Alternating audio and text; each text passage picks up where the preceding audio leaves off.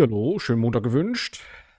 Heute wieder Vampire, zumindest jetzt am Nachmittag. Ja, 2. Oktober, freier Tag, wunderbar, so soll es sein. Also gehen wir weiter hier.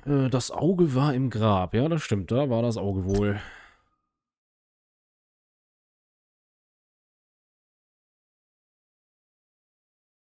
Ja, ich bin gespannt, was mich heute hier erwartet.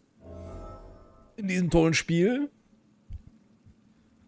Warum die Witwe noch in Nöten ist, das wissen wir nicht. Steht auf der rechten Seite. Gar keine Ahnung. Ich weiß nur, dass ich Edgar Swansea hier treffen soll. Ich hätte noch ein paar Erfahrungspunkte zu vergeben.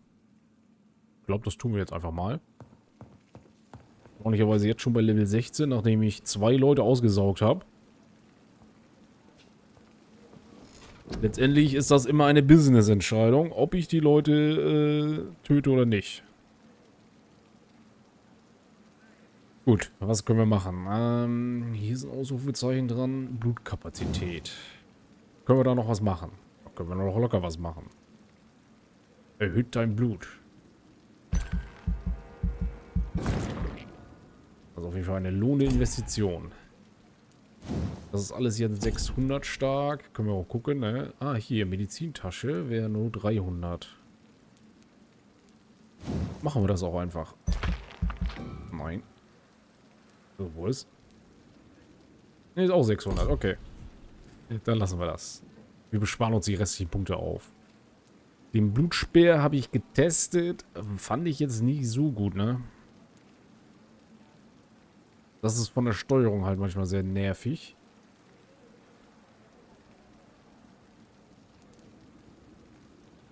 Ja, ich muss mir noch mal überlegen. Aber die ultimative Fähigkeit, die ist schon mal nice. Ne? Also Wut ist gut. Wut ist gut. Die folgende Nacht. Oh. Okay, hier sind wir bei 83%, 84%. Also die gehen jetzt stabil voran. Da wirkt sich das aus, dass wir die geheilt haben tatsächlich. Dann haben wir jetzt hier noch Pippa Hawkins, hier eine Erkältung. Das ist schlecht. Heute die jetzt schon wieder her. Newton Blight hat auch eine Erkältung. Ansonsten sind alle tiptop gesund. Nein. Blutarmut. Mortimer Goswick. Ja. Und die Beatrice ist erschöpft. Ich guck gleich mal. Ich müsste gegen alles haben. Oh, Blutarmut nochmal. Harvey Fiddick. Und Dr. Aykroyd ist leider erschöpft. Also sieht man in jedem Bezirk hier, wer krankt so dahin. Ah, hier sind viele gesund geworden. Das heißt aber, das hat nicht gereicht. Swanborough hat jetzt eine Erkältung bekommen. Die war vorher gesund. Also das scheint sich auch immer abzuwechseln. Mason Swanborough, den habe ich glaube ich noch gar nicht kennengelernt. Ich weiß gar nicht, wo der ist. Da Benjamin Palmer hat eine Neuralgie, da habe ich noch nichts gegen. Also Neuralgie ist Kackermist. Das müssen wir noch herausfinden. Xiao Shun hat Bronchitis. Tja, dann wünschen wir alles Gute. Okay. Also wenn man sieht, ne, die sind alle relativ fit im Gegensatz zum Krankenhausdistrikt. Und trotzdem sind wir im kritischen Bereich, weil wir halt nur die eine Dorothy ausgesaugt haben. Muss das Spiel auch mir deutlich sagen, hier, ne, in der Mitte ganz groß ausgesaugt. Nicht gut. In dem waren wir noch nicht, der ist also stabil. Und hier sind wir auch stabil, da ist nur einer krank.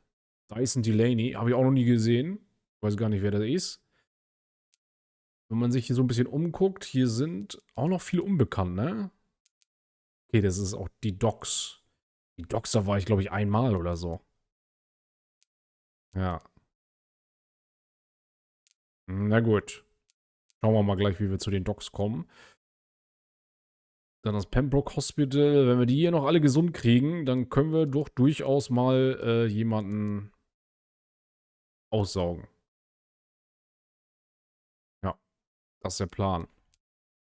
Plan für heute. Die saugen wieder jemanden aus. Okay, gut. Dieses Krankenhaus ist offiziell stabil. Achso, ich wollte ja nochmal wegen Medikamenten gucken. Haben wir für alles was? Das sieht eigentlich ganz, ganz gut aus, ne? Wir haben von jedem 2 bis auf das hier, aber da haben wir auch nicht genug, nicht genug Rohstoffe, um das herzustellen. Überzeuge Xiao Xun zurück nach Whitechapel zu gehen. Ah, okay, das ist die Witwe in Nöten. Ich soll sie überzeugen. Ja gut, die müssen wir eh besuchen, weil die gute Frau ja auch krank ist. Aber erstmal gehen wir zu Edgar. Irgendwas erzählt er da drin. Oh. God protect us. You've got a leech in the hospital. Yes, my hospital. My mission is to heal while you go about warring. You've set the table for a snake. I wonder why there's venom in your food. I'm growing tired of your song. You're a woodsman, McCallum, not a doctor. Return to your hunt. Remember, I've a good nose for machinations. I can flare the scent at a mile. You can't hide from the god. Doch, kann ich. Schnüffel woanders Leave rum. him, Jonathan. This is sacred ground. Neutral territory. And I just had the carpet cleaned. Okay, das ist ein Argument. Okay, man sieht mir deutlich an, dass ich nicht dazu gehöre. This is very bad news. Bad news indeed. Bad News. Sprich mit Edgar. Hopp. What happened? The hospital has been attacked. We have injured patients, at least one dead and several missing. This has spiraled out of control. Even the most infirm are asking to be allowed to return home. Okay, ich glaube, das hat mit mir zu tun. Ich habe ja die eine ausgesaugt und meine Partnerin da hat auch einen ausgesaugt. Ich glaube, das ist, was er quasi bemängelt. Das Vertrauen muss wiederhergestellt werden. Ja, sehe ich auch so. Fürchten Sie um Ihren Ruf. We cannot have the people lose faith in this institution. This hospital is their only hope. Of course, you're right. But we cannot afford a public scandal. It would ruin us. We must restore order, and quickly. You mentioned a dead patient. Who is he? She, Jonathan. She was Miss Harriet Jones. Oh. I found her room like a slaughterhouse. Blood everywhere. Warte mal, The damit habe ich duty nichts zu nurse tun. is taking care of the mess. Ja gut, dann betrifft mich das ja nicht. Ich werde Ihnen helfen. Ich habe nicht den Kopf für sowas. Ich bin schon wieder Ihre einzige Hoffnung. Ja komm, wir sind nett. Very well. I'll help you. Jonathan, please. I can't rely on anyone else. And this concerns you as Ich it hab doch schon involves ja gesagt. vampires. Someone has taken advantage of our more liberal tendencies here. In what way? Jonathan, I may turn my head when you or her ladyship indulge, but I will not allow this place to become a nest for street feeders. Please then, tell me. Sean Hampton, the man we thought we'd saved at the docks. It seems he was infected after all. So Hampton became more beast than man. Exactly. And now Guard of Prewen suspects the hospital of vampire activity. Do you realize what that could mean for us? Sie werden nicht angreifen. Ich werde sie alle beschützen. Nun, da haben sie nicht ganz unrecht. Ich kann nicht folgen. Ich werde sie alle beschützen, Rest natürlich. assured, I will protect you and your staff. McCallum is a fanatic. The Guard will stop at nothing. You don't know what they're capable of, Jonathan. Very well. Since I brought Mr. Hampton here, I will put an end to this. Genau so machen wir das. Setze schon Hamptons Gräueltaten ein Ende. Ach du Scheiße, das endet doch wieder in einem Bosskampf. Gut. Sean Hampton. Ich eile. Sean Hampton lives and breathes for the well-being of his flock. There's no other place he would go but the docks. Also, die Docks wollten wir eh irgendwann mal.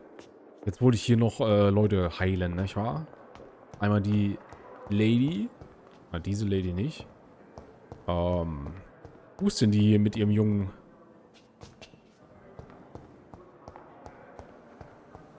Irgendwo hier sind die. Im Privatzimmer, ne? Waren die hier? Ah, die waren nicht auch hier, oder? Hier war er nochmal. Er hat Blutarmut. Da können wir was gegen tun, oder? Wir gucken mal. Good evening, Mr. Fiddick. Good evening, Dr. Reed. Any news about my operation? Nö, Is aber... there anything else that's bothering you? Can I help in any way? Really? Why has no one else asked me that since I got here? I thought I was in a hospital. Ich gebe ihm mal Medizin. Unfortunately, you are not the only person who needs help. And complaining about it won't do you any good. Well, perhaps you're right, Dr. Reed. I'm sure if me missus was still alive, she wouldn't be happy with me going on like this. So, wir haben seine Blutarmut behandelt. Das heißt, ihm geht es ja relativ gut jetzt, ne?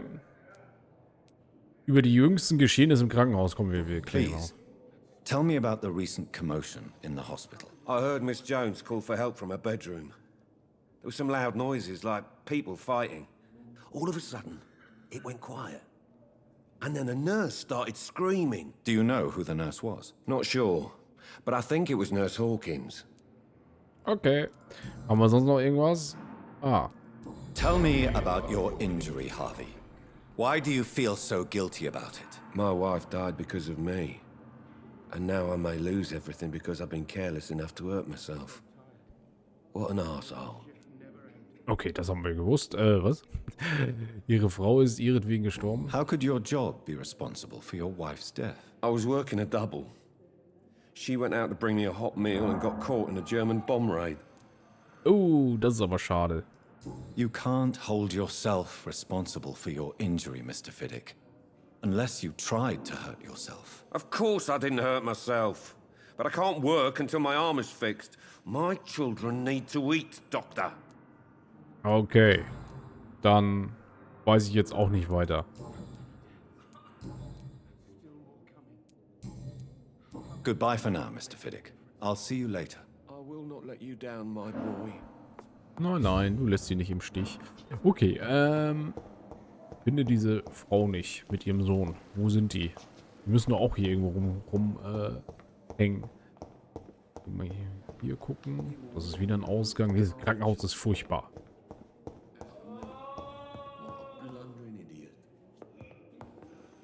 Gucken wir uns nochmal wegen hier Krankheiten. Dr. Strickland ist wenigstens gesund. Okay, die sind nicht hier in diesem Flügel. Dann müssen wir mal einen anderen Flügel gehen. Wie geht's ihm hier? Erschöpft. Mr. Aykroyd, ich hab da was für Sie. I'm quite busy right now. Ja, also gar kein Problem. Ich gebe ihm Do you Medizin. need my assistance? Don't be ridiculous. I'm capable. Geben Sie... Then you are lucky that I have taken the time to do so. Consider it a gesture of solidarity between professionals. I wish this hospital could have received as much attention from you, Dr. Reed. We do not see you in surgery very often. Kleines Arschloch. Thank you for your time. We'll talk later. Ja, we will talk later. Meine Güte. Ja, ich würde sagen, hier war echt Big Fat Problem. Das ist ziemlich viel Blut auf dem Flur. Gucken uns sie an, sie ist gesund, das ist gut. So, dann gucken wir hier nochmal rein. Haben wir hier noch was? Nein. What on earth happened here? Ja, what on earth? Scheiße. Können wir irgendwelche Beweise sammeln? Ich denke nicht. Aber wir können den Schrank leer räumen, das ist schon mal wichtig. Kleiner Beutel voller Rum. Schön. Das freut mich ja. Okay, ich bin immer noch nicht dahin gelangt, wo ich hin möchte. I wonder why the Goswicks came here in the first place. Ja, was wundern Sie sich? Oh, Frau Schwester Hawkins. Good evening, Nurse Hawkins. Good evening, Dr. Reed. Ich hab Do da you was. need medical help yourself, Nurse? I'm afraid I've contracted some illness, Dr. Reed. Ja, das fürchte ich auch. Not under my watch, Nurse. Take this. You'll feel better. Thank you, Dr. Reed. Okay. Goodbye, Nurse Hawkins. Haben wir schon mal 3 Leute verarztet, ne? Das ist gut. Aber wo ist die alte Lady mit ihrem Jungen? Dieses Krankenhaus nicht. War noch in einem Raum. Vielleicht waren die oben, ne? Kann ja auch sein. Entspannen Sie sich. Und schreien wird's auch nicht schneller. Fix me probably. Ja. Wir gehen mal nach oben. Ich glaube, da ist das. Oder ich laufe die ganze Zeit fälschlicherweise sonst wohin. Also hier ist es nicht. Da ist es nicht. Da kann es nicht sein, oder? Kann es hier sein? Nein, hier ist es auch nicht. Da ist noch ein Spind, der müsste aufgeknackt werden, aber das können wir nicht. Also gehe ich jetzt mal nach oben. Ist hier auch Behandlungszimmer? Ich denke nicht. Oder doch? Warte mal, hier hinten. Nein, das ist einfach nur der Gang. Was haben wir hier? Ah, der Operationssaal. Okay. Da haben wir was im Schrank. Urin. Die Elwoods Patientenakte. Auch gut. Bestimmt für irgendwas notwendig. Duki. Ja, aber so richtig voran komme ich jetzt hier nicht. Warum finde ich denn das Separé nicht, wo die waren?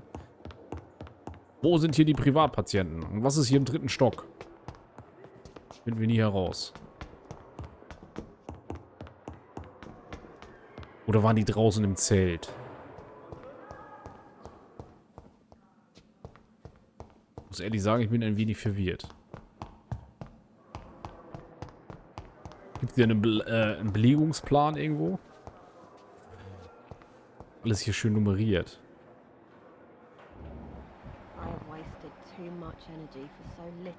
Oh, Lady Ashbury ist da hinten noch. Okay.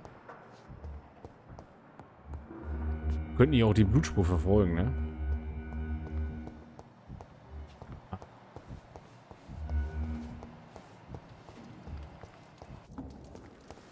Na, das ist sie doch.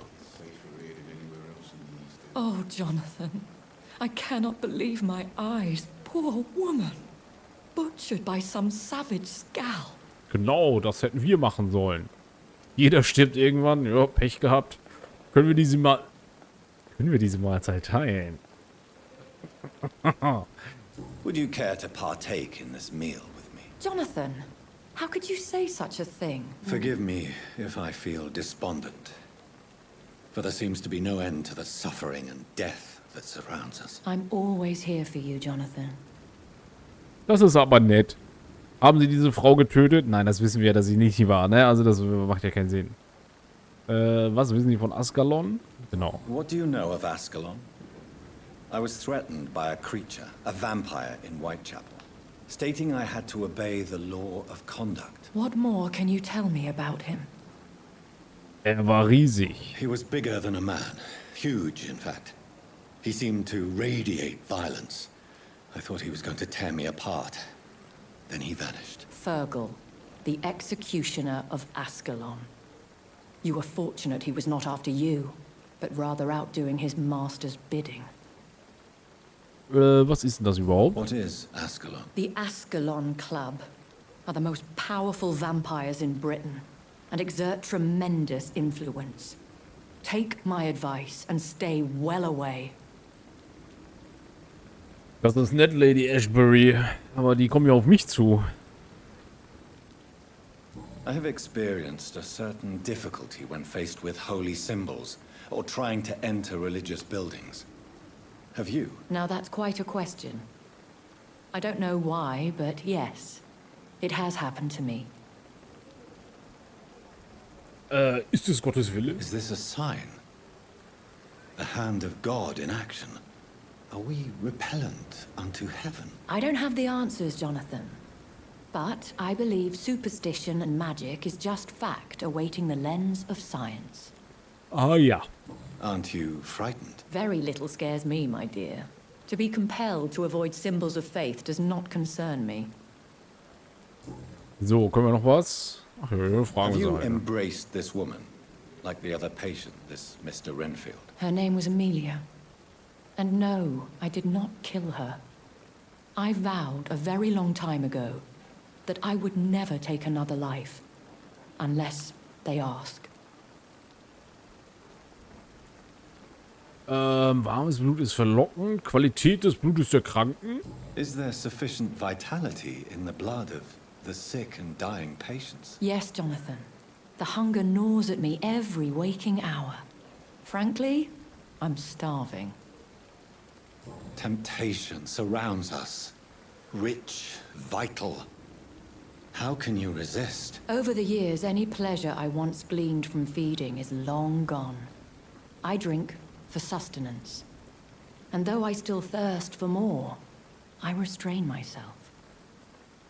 Alles klar. Ich sehe das gar nicht ein, weil ich brauche die Erfahrung. Thank you, my lady. I hope to see you again soon. Okay. So lucky to have Dr. Reed, you know. I met him in New York once. Mit dem in New York. Less resignation and Okay. more determination. I know I can count on you. I wish I could say the same. Wo ist die Frau mit dem Jungen? Ich will die jetzt endlich finden. Don't have to bear the burden. Gibt's doch gar nicht. Bin ich so dödelig oder sind die gerade außer Haus oder so? Wird ja gut sein, ne? Weil sind die auch schon zu Hause. Oder ich laufe die ganze Zeit irgendwie falsch. Warte mal, hier ist noch was. Eisentatart. You always knew the words to calm the children. It's locked, all right. It's locked, alright. What a blundering idiot.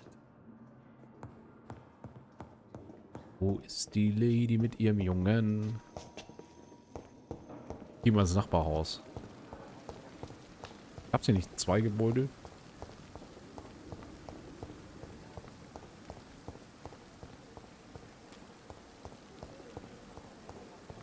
Nee.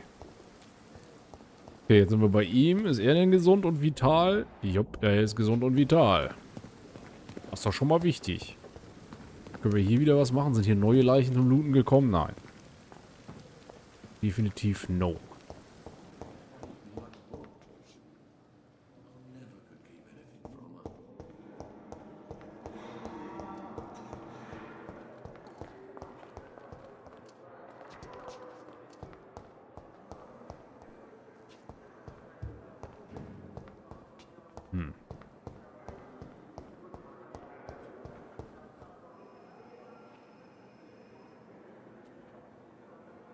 Ja. Sind die Lady nicht. Was machen wir denn da?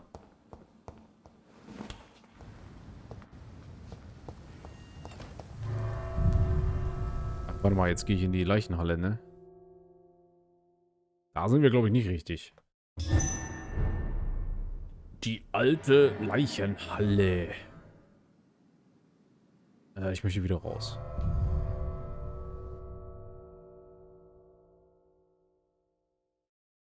Wo habe ich eigentlich die Dame gefunden? Auf dem Friedhof, ne? Die Witwe. Die kann ich überzeugen, hierher zu kommen. Dann ist sie ja stabil, ne? Na gut.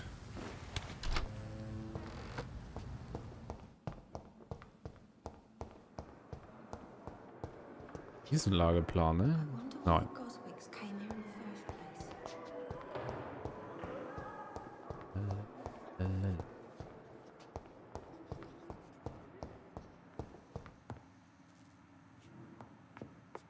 Vielleicht waren die auch hier in dem Zimmer mit der alten Frau, ne? Und jetzt sind sie weg. Was haben wir hier? Ein Sammelobjekt. Über den Gebrauch von Knoblauch und Holz fehlen. Ja, das ist bestimmt wichtig. Mann. Warte mal, kann ich diese Kiste leer räumen? Ja. Das Kodein, das brauchen wir.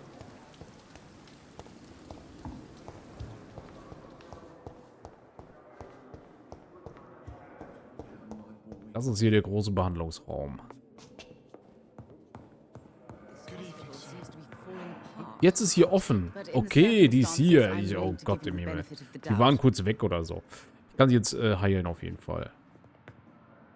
Good evening, Mr. Goswick. How are you? I'm okay. Do you need any help? I'm afraid I may, sir.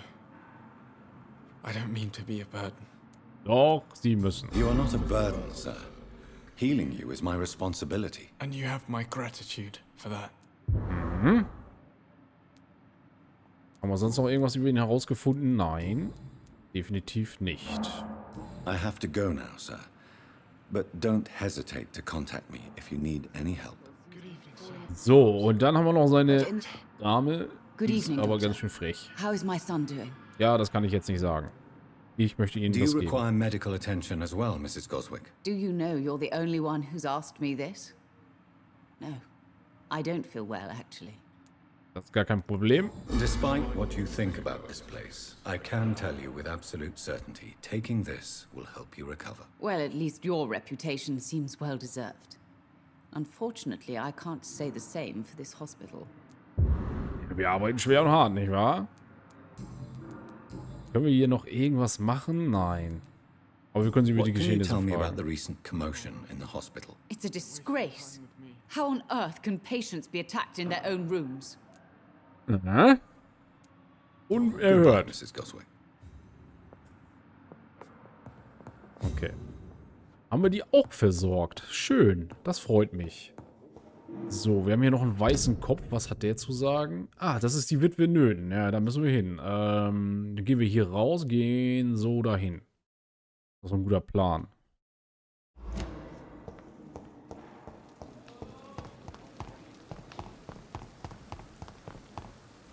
Warte. Ja.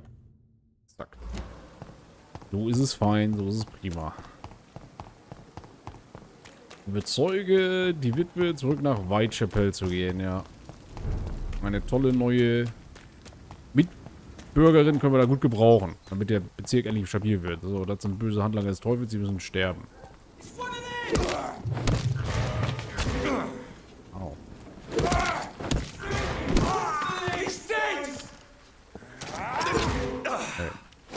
Hey. Hey.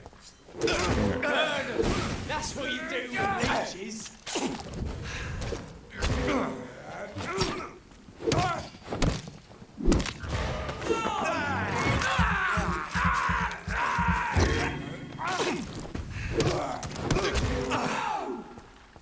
Junge, du nährst mit deiner Armbrust. Was stimmt denn mit dir nicht?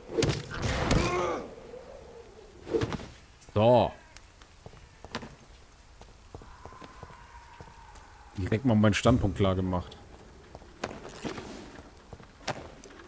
Noch einer. Gut.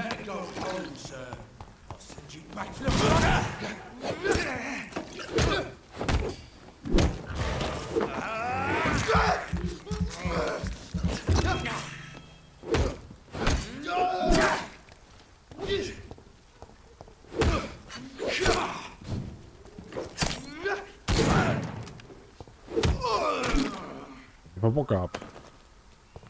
Haben wir hier irgendwas Nettes drin? Nein, natürlich nicht. Okay, weiter geht's. Wir wollen doch nur zum Friedhof. Das kann doch nicht so schwer sein. Stone Bridge. Over there!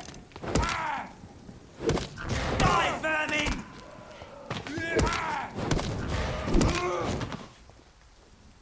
Snuff it, leech! Nein, nein, nein, nein, nein. Geh weg.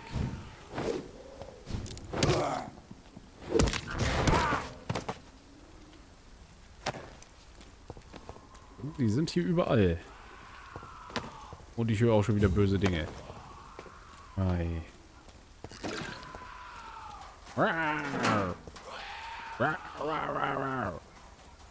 Meine kleinen Skull-Kollegen. Die müssen wir auch mal auf die Schnauze kriegen. Schön hier, also muss er hier auch irgendwo sein. Ja. Hier As I feared. Samuel no longer preaches the good word.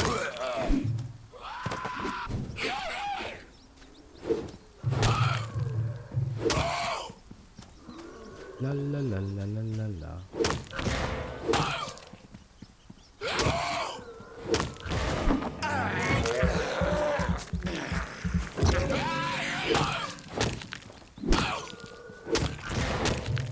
Immerhin hat er einen Namen, ne? Das ist gut. Okay. Den haben wir erledigt. Das war wichtig und richtig. I can't believe I'm doing this. Vielleicht noch mehr rum. Gehen wir hier rein.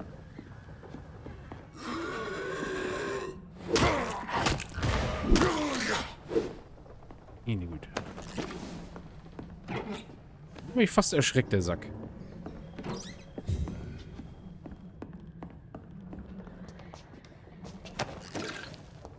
Eine belebende Blutprobe. Ja, sowas brauchen wir. Das Gefühl, hier wohnt noch jemand. Okay, hier kommen wir raus. Aber will ich denn hier raus? Ich denke nicht. Wir ja auf dem Friedhof die Witwe finden, ne? Nicht, dass es hier gleich heißt, wir sind zu spät und sie ist tot. Das wollen wir nicht. Das können wir nicht.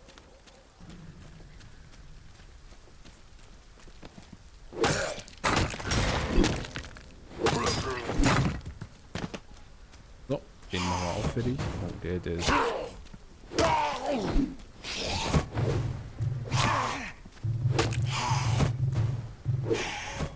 Meine Güte, du nervst.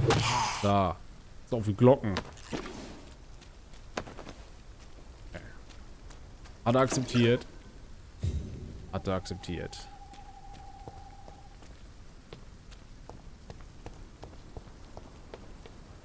So, noch mehr Handlänger des Teufels sind hier anscheinend nicht. Oh, hier hat man noch irgendwas. Wir hier rein? Nein. Okay, großartig. Da ist sie ja, meine Witwe. Witwe! Sie können hier nicht bleiben, das geht so nicht. Are you all right, Miss Shun? My name is Shun. This is the proper way to address someone in my country. I do apologize, Shun. Are you all right? Yes, I am. This is the only place where I can find some kind of serenity. Some way to remember my dear Matthew. Mhm. Neuigkeiten zur Schwester Dorothys Apotheke? Nein. Persönliche Frage. Sie sollten heimkehren. Sie können nicht ewig hier bleiben. You realize you can't stay here forever, don't you? Eventually you'll have to leave the cemetery. Why? Why should I go? Wieso sollte ich gehen? Since this is the only place I can find peace of mind. Ich kenne da noch was ganz anderes. Ich wollte sie nicht belästigen. Sie sind nicht tot. To be honest, I don't know. Please forgive me if I've upset you. We must all honor our departed loved ones in our own way. You sound like you're no stranger to the pain I feel. Let's just say I too have a good reason to visit cemeteries at night. Please accept my condolences for your loss then, Dr. Reed. You should go home now. No, not yet. I miss my dear Matthew so much, and I can't forgive myself. Sie will nicht. Was machen wir denn da? Mesmerieren können wir sie auch nicht. Ist sie denn gesund? Nein, sie hat Bronchitis. Dann kümmern wir uns erstmal um die Bronchitis. Physically speaking, I mean. I don't feel good, Dr. Reed. Not at all. Ja, wenn man den ganzen Tag im Regen auf dem Friedhof steht. You should recover quickly after taking this. Thank you, Doctor. Thank you, Doctor. Tell me how your husband died, Xiaoshun. Matthew died of the Spanish flu, like so many others. It's a mundane cause of death these days, but for me it meant the end of the world. At this time, there is so little medical science can do to defeat this terrible epidemic. I'm truly sorry. The worst thing is not his death, even if it tears me apart. The worst is not to have seen it coming, to have lost him so quickly, even before realizing it. Did he hide his condition from you? Matthew was a smiling type, a happy sort. Everything that I am not. Did he laugh at his death to come, or did he not realize what was going to happen? I'll never know. The Spanish flu may be the worst disease mankind has ever faced. Why are you blaming yourself? You don't understand. I didn't know he was so sick. I didn't realize the gravity of his situation until it was too late. As harsh as this sounds, we are all equally vulnerable to this awful disease. It can take the strongest man in just a couple of days. I never said goodbye to Matthew. We never realized how bad it was. We laughed about it even. He always made me laugh. Now I don't have enough tears to shed. Haben Sie denn keine Freunde? Are you on your own? Do you have any friends or family who you could be with? I have family and friends, but I need to be here alone. One day maybe I'll go back to them, but not now. I need silence, and I need sadness. Nein, alleine ist es noch schlimmer. Traurigkeit kann gefährlich sein. Wir trauen alle auf unsere eigene Art und Weise. Oh, ich sag mal das hier. You should not be by yourself. Grief can be a terrible trial, and it's even worse when you're alone. Thank you for your sincere words, Dr. Reed. I sense you trying to help me, even if I don't quite understand why. Sie versteht nicht warum. Haben wir sonst noch irgendwas? Genau. Wir erzählen dann auch von unserer Schwester, dann kriegen wir sie schon irgendwie dazu wegzugehen. Is this why you feel so guilty for not saving your sick husband? No, I am not. But I still need to blame someone for Matthew's death. And who else, if not his wife, who did not see it coming? I'm a physician, one of the best in the country. But I was unable to save my own sister, Mary. She died in my arms. Why tell me this? Is it supposed to make me feel better? No. But I felt I should share it with you, since she is buried here too. May I ask what caused the death of your sister? You could say she was also killed by a terrible disease. A disease I have sworn to fight and cure, no matter how long it takes. Thank you for sharing that with me, Dr. Reed. Maybe it's time we start to rebuild our lives, you and I. Das ist richtig, die sollten nun heimkehren. You should go home now. I think you're right. Cemeteries are for the dead, for they need silence too. Thank you for your honesty and your wisdom, Dr. Reed. Thank you for your company, Xiaoshun. Take care on the way home. Maybe I'll see you again in Whitechapel. Goodbye for now. Perfekt, wir haben es geschafft. Tschüss. Tschüss. Goodbye for now. So many new graves. Gut, Witwenöten haben wir erfolgreich geschafft. So disconnected from the others then. Ja, du schaffst das schon. Der trostlose Heilige des East End finde schon Hampton in den East End Docks. Ja, das sollten wir tun. Aber erstmal gucken wir uns hier noch mal ein bisschen auf dem Friedhof um. Wir könnten da hoch, aber das ist ja nur wegen Geheim, ne? Guck mal. Ich glaube, hier ist das Grab meiner Schwester.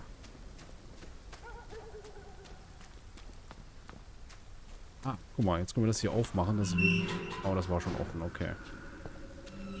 Ja, aber ansonsten können wir hier nichts machen.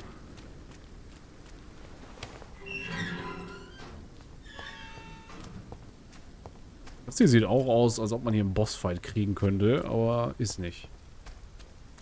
Nun denn. Ja, die Gräber plündern wir nicht, das ist ganz klar, das gehört sich ja so. Jo. Gut, dann würde ich sagen, gehen wir zu den Docks.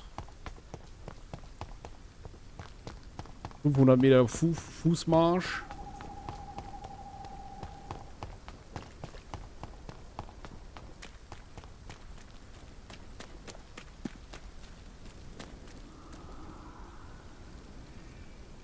Ich gucke jetzt nochmal auf die Bezirke. Wo kann ich da nochmal darauf zugreifen? Hier, so war das, ne? Ja. Okay, da.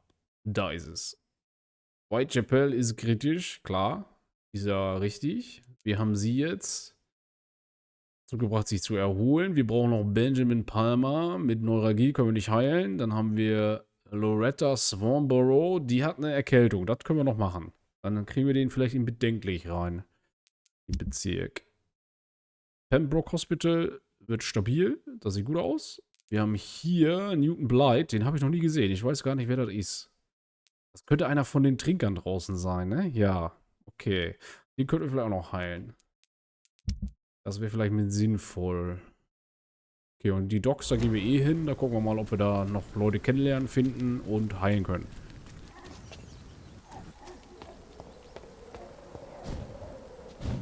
Achso, ich will hier gar nicht lang. Ich muss ja nach hier. Von hier sind wir gekommen. Und raus hier. Okay, die Frage ist jetzt, gehen wir noch schnell zur Whitechapel.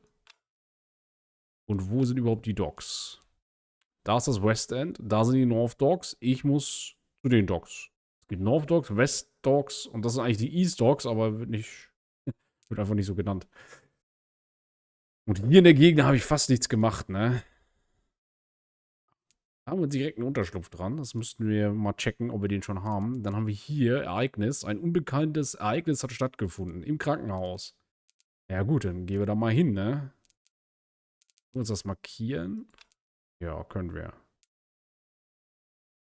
Okay.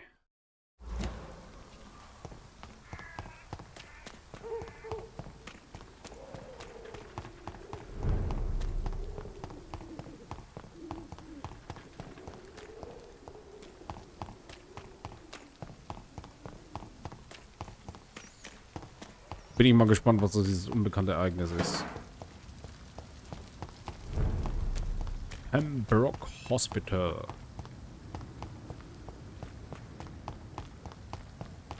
Ah, das könnte aber auch hier, ne? Nee. Was? Gehe ich in die Leichenhalle, ne? Ah. Ist das hier in der Leichenhalle passiert? Kann das sein? Wahrscheinlich, ne? Wahrscheinlich, dass es hier in der Leichenhalle ist. Dann gucken wir uns hier doch nochmal die Leichenhalle an. Hilft ja nix.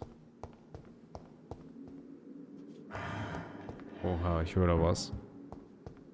Ich höre da was. Was ist hier los? Immerhin gibt es hier neuen Loot.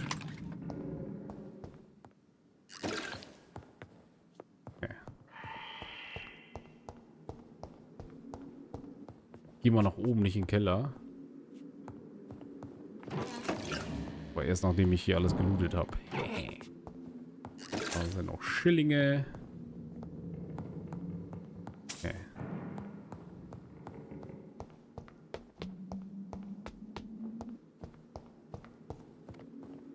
Immerhin sind diese Skulls hier nicht neu gespawnt. Aber da unten ist irgendwie was los, auf jeden Fall. Man hört das ja. Irgendwas macht. Oh, doch, hier sind welche.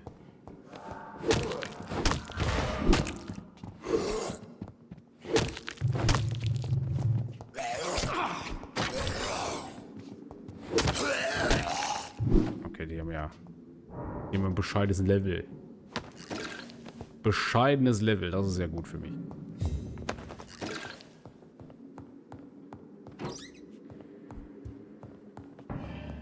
Und ich muss sagen, die Ressourcen kommen mir auch gelegen, weil ich bin schon ziemlich abgebrannt mit Medikamenten. It's locked. It's locked. Wer schließt denn hier Türen ab? Das kann ja wohl nicht sein. Okay. Gehen wir noch mal eine Etage höher, würde ich sagen. Und dann gehen wir irgendwann auch noch mal in den Keller rein. Hallo, wo bist du denn hier? Weg mit ihnen. Okay, wässrige Blutprobe. Oh, da war noch was zum Aufheben. Zack. Können wir hier rein? Ne, können wir auch nicht.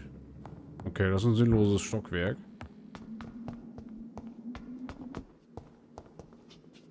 Gut, haben wir das gecheckt. Jetzt gehen wir in den Keller, da wo der Lärm ist. Hier soll ja irgendein Ereignis stattgefunden haben.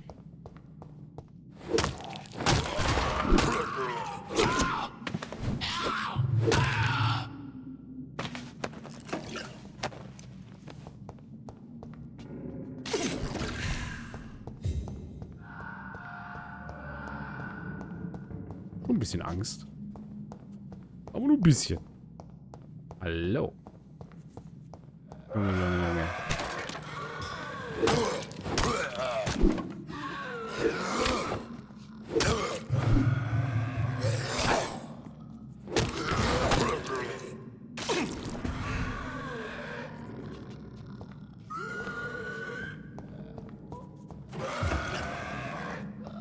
Nelkenextrakt. Das hatte ich, glaube ich, noch gar nicht. Ja, Kollege, wir kümmern Sie. Wir kümmern uns. Gehen Sie weg.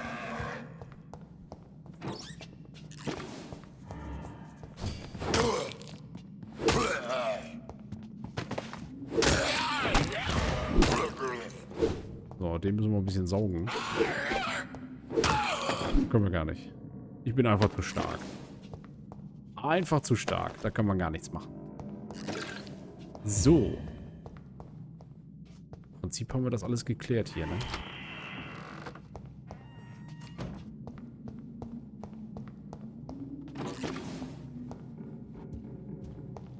It's locked. It's locked. Na, jetzt sowas. Irgendeiner wird ja einen Schlüssel dafür haben, oder? Hier waren wir ja schon.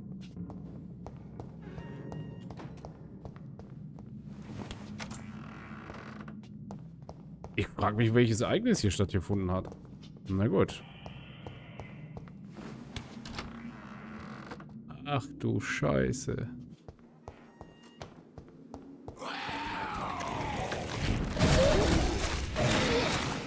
Thomas Elwood, Level 24. Au. Das tut weh.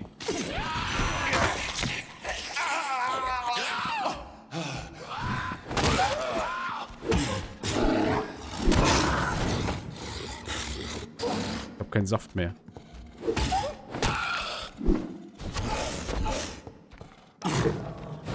Look at me. Look at my face. Ja, ich guck, aber was ist das?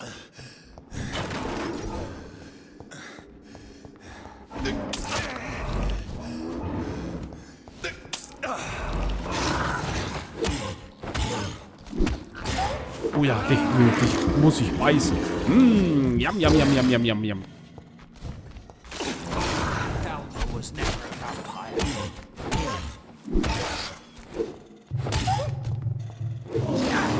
Nein, nein, nein, tut mir nichts. Wichtig. Nein. Nein. Oh, shit.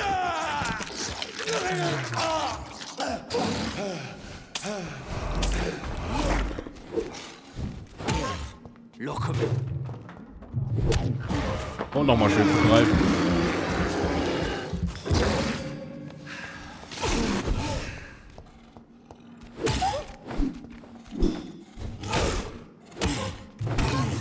Ach, wir haben ja Thomas Elwood besiegt. Sehr gut. Junge. Warum hat er sich denn so verwandelt? Nicht gesund. Thomas Kreuz habe ich bekommen. Schön. Wunderschön. Ah, das war schon intensiv. Bisschen gefettfingert zwischendurch, aber das ist okay. Ja, dann können wir Thomas Elwood hier auch aus dem Bezirk streichen. Den hat es anscheinend erwischt. Aber warum?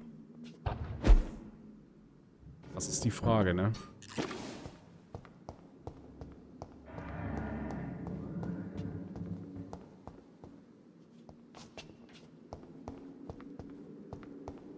Okay, können wir mit der Tür was anfangen? Nein.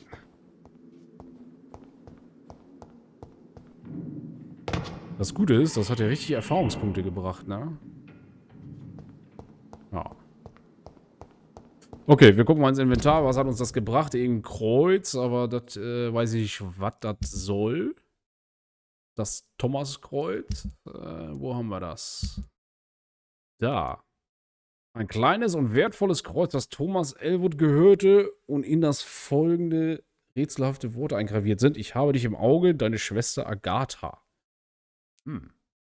Goldenes Armband, ein schönes, aber nicht besonders wertvolles Armband, das Thelma Howcroft gehörte. Oh. Ein silberner Spiegel gehörte auch Thelma Howcroft. Und der Ring, okay, den haben wir so gefunden. Okay, ansonsten Tagebuch, ein kleines Tagebuch, an dem einige Stellen getrocknetes Blut klebt. Wir gucken uns das mal an. Pfarrer Wittecker ist so rechtschaffen. Wissen wir, von wem das ist? Nein, wissen wir nicht. Thomas Elwoods Patientenakte, die ist vielleicht interessant. Patient Thomas Elwood, männlich, Alter 28, behandelt von Dr. Tibbets, Zustand genesend. Kann er denn genesen sein, wenn er jetzt so, naja. Datum der Ersteinlieferung 16. September, Datum der Entlassung noch offen. Anmerkung, das Gesicht des Patienten ist durch einen Bombentreffer im Krieg stark verbrannt und entstellt. Selbst unter dem Einfluss stärkster Beruhigungsmittel verursachen ihm die Wunden laut eigener Angabe regelmäßig starke Schmerzen. Es sei, als ob die Flamme noch immer unter der Haut brennt, sagt er. Untersuchungen des Narbengewebes geben keinerlei Aufschluss auf Entzündung, Infektion oder Schwellung. Die Narben sind in Ordnung. Könnte es ein Fall fortdauernder Nervenschädigung sein? Der Patient gibt sich unentwegt selbst die Schuld an seiner Entstellung. Leidet er vielleicht am Überlebensschuldsyndrom? Aha. An Phantomschmerz, der sich als Bestrafung dafür manifestiert, dass er nicht gemeinsam mit seinen Kameraden den Tod gefunden hat. Ja. Es könnte alles sein. Oh, wir haben einen neuen Hinweis bekommen für Oh. Ja gut, aber Thomas Elwood haben wir jetzt erledigt, ne? Da liegt er. Sieht ihm gar nicht mehr ähnlich sozusagen, ne? Kann man nicht sagen. Ist eher wie so ein Werwolf geworden. Aber gut, dann haben wir das neue Ereignis hier quasi, ja, gelöst. Perfekt. Okay. Unvorhergesehen natürlich. Natürlich war das wie immer unvorhergesehen. Frage mich, hat er vielleicht den Schlüssel zur Kiste hier gehabt? Ich denke nicht. It's locked, all right. It's locked, all right. Irgendwann werden wir das Schlüsselchen finden und dann werden wir den Tresen da knacken, ne? Okay, wo ist der Ausgang? Hallo, Ausgang? Achso, ich bin ja im Keller, ne? Das war das, ja? Im sicheren Keller.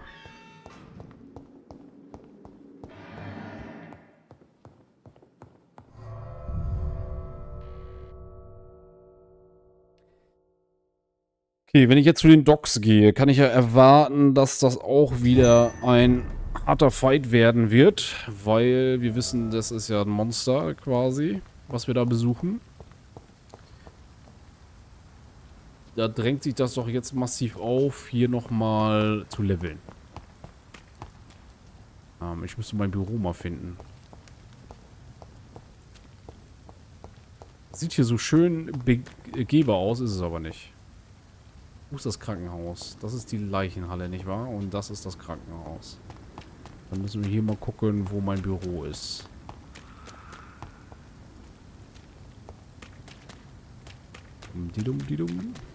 Oder bin ich da jetzt falsch? Habe ich die Gebäude verwechselt? Ich habe echt eine Orientierung wie so... Naja.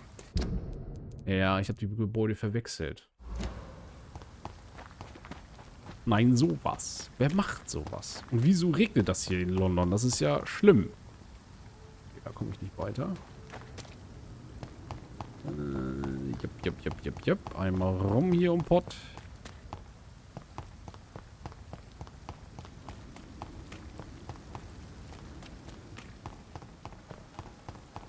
Bin ja schon fast schneller, als wenn ich da reingehe und dann in den ersten Stock. Naja, auf jeden Fall kommen wir da hin. Zack. Das ist mein Zuhause. Wir gucken jetzt nochmal, ob wir schon wieder was Neues produzieren könnten. Ja. Wir haben richtig gut was. Okay. Behandlung gegen Blutarmut aufgefüllt. Dann Behandlung gegen Erkältung. Füllen wir auch mal auf. Bronchitis. Und Lungenentzündung. Naja, dafür reicht es dann nicht. Aber warte mal, wir haben noch eine Probe zu untersuchen, ne? Da. Belebende Blutprobe. Eine kleine Menge belebendes Blut mit dem Ausdauersera für Vampire hergestellt werden können. Und was bringt das? Ausdauerserum. Leichtes Ausdauerserum und wir haben jetzt das gute Ausdauerserum. Okay, die Ausdauerregeneration 15 Sekunden lang um 100% erhöhen. Ui. Oh, das ist doch stabil. Das können wir herstellen. Das hat mir so ein bisschen gerade den Arsch gerettet, ne? Das Heilserum. Das war gut. I like it. Okay, nichtsdestotrotz müssen wir jetzt hier nochmal ein paar Punkte vergeben.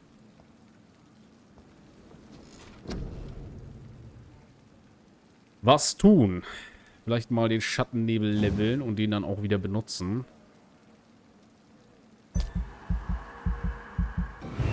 Wir können ja bestimmt noch... Ah, guck mal, wir können hier an der Reichweite auch noch arbeiten. Das ist 3000 Erfahrung. Eieieiei, das sind ja... Das sind ja richtig viele Leichen, die ich machen muss. Naja, gut. Die folgende Nacht. Okay, das finde ich cool, dass man... Ja. Pup. Tot. Thomas Elwood.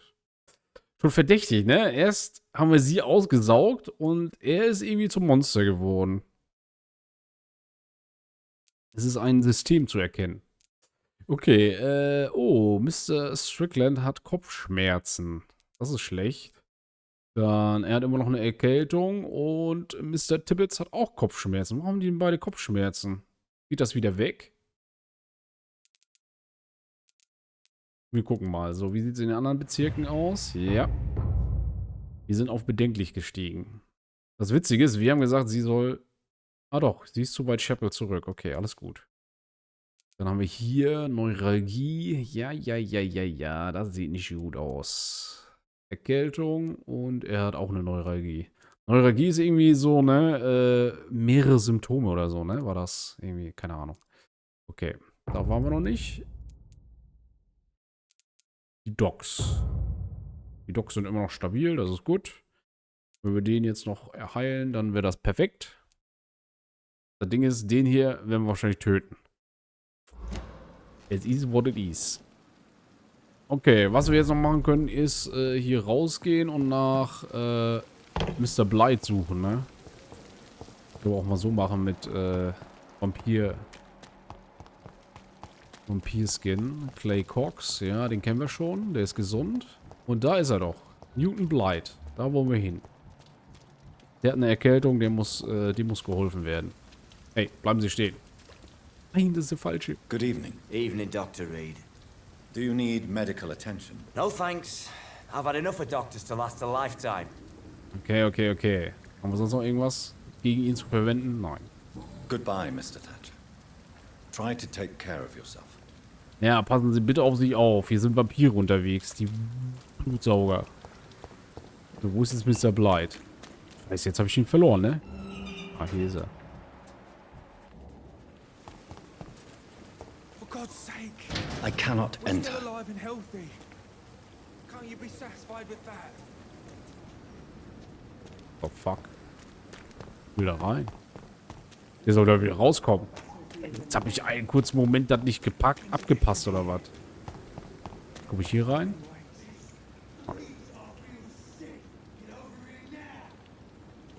Oh, er geht raus. Da kann ich hier die Truhen machen. Lass mich rein. Da bin ich rein. Als ob. Das gibt's gar nicht. Hello again, Mr. Blight. Good evening, Dr. Reed. You doing your rounds as usual? Ja, das ist richtig. Deswegen gibt's jetzt Medikamente. Do you need medical attention, sir? Afraid so.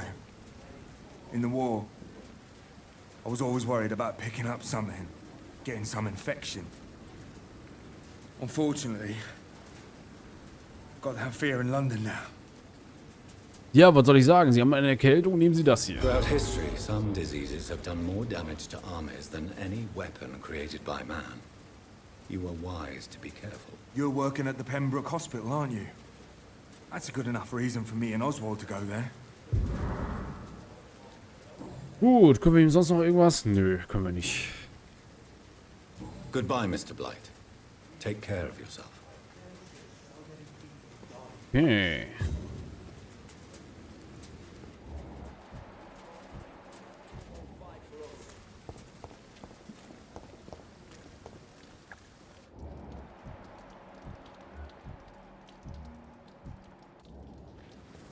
Oswald können wir bald hops nehmen.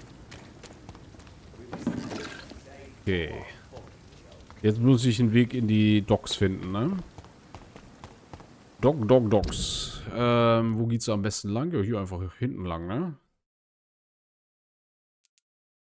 Das sieht doch eigentlich ganz nice aus. Ich markiere mir mal die Stelle sozusagen. Die Markierung kann ja mal jetzt weg. Aber sonst eine Markierung, die überflüssig ist. No. No, no, no.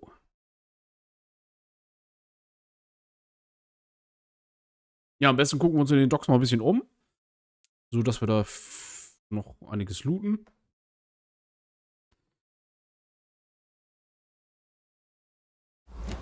Wie sind wir vom Level? Wir sind jetzt Level 17. Okay.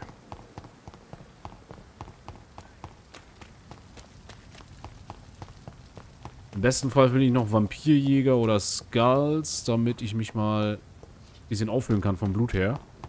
Ah, perfekt. It seems the Priwen are redoubling their patrols in the district. I must be more careful. Er hat ein Kreuz, das ist schlecht. All die Backen, ich komme gleich. Wir chillen hier erstmal kurz.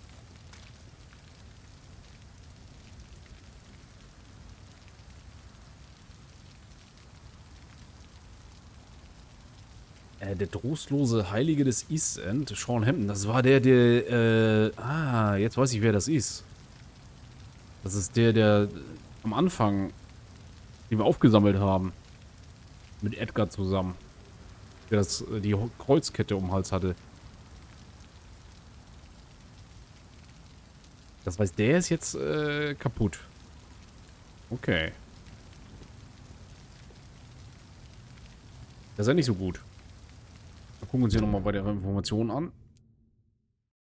Will halt irgendwie noch ein bisschen gucken, dass ich vielleicht mal eine andere Waffe nehme, ne? Zur Abwechslung halt. So ein bisschen mehr einhändig und dann mit Waffe hier mit Pistole spiele oder so. Aber das hat sich nicht bewährt, weil, ja. Müssen wir noch mal gucken, was wir noch finden.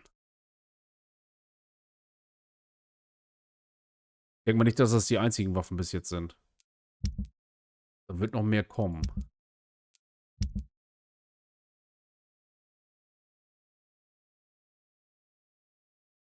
So, hier sind ja noch Sachen, die wir verkaufen können. Und das ist unsere Hinweisliste. Eigentlich haben wir alles gelesen, ne? Weil wäre halt cool, wenn man das sehen könnte, ob man das schon gelesen hat oder nicht.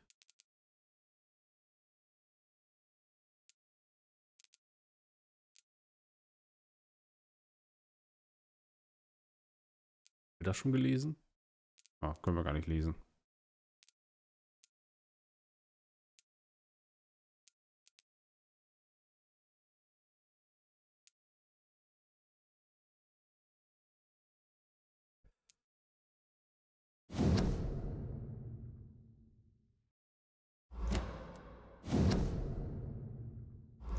Geht alles ein bisschen durch, ne? Okay, dann habe ich alles gelesen. 100%ig. Gut, ansonsten ist hier alles erledigt, ne? Händler sind noch verzeichnet, aber keine gefährdeten Bürger oder örtlichen Untersuchungen. Das kann man schon mal festhalten. Okay, lass weitermachen. Verlegen wir mal hier die Jungs. Habe ich Bock drauf. Hallo.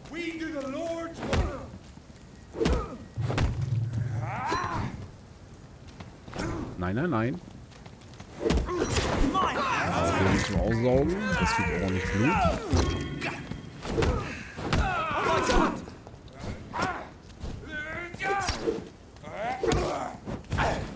Na, na, na.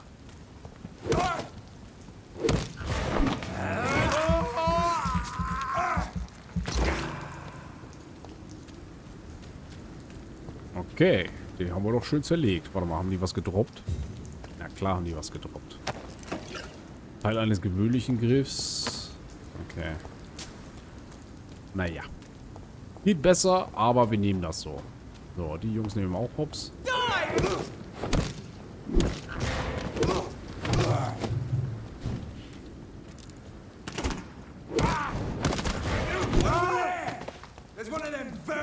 Na, na, na.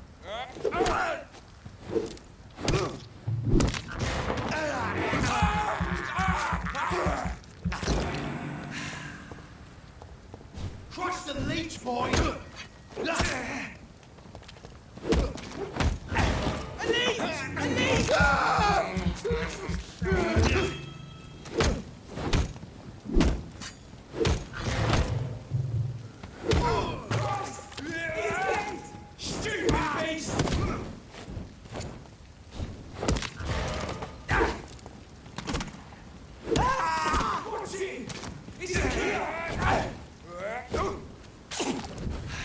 Die Sorge ist mir ganz schön.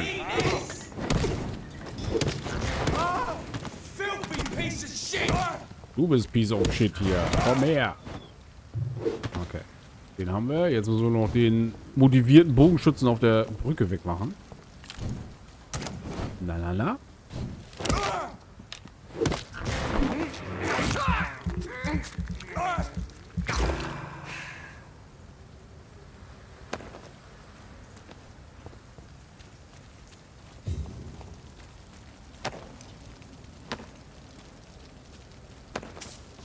Okay, ich glaube, jetzt haben wir alles, ne? Da ist noch ein Täschchen. Alles wertvolle Sachen.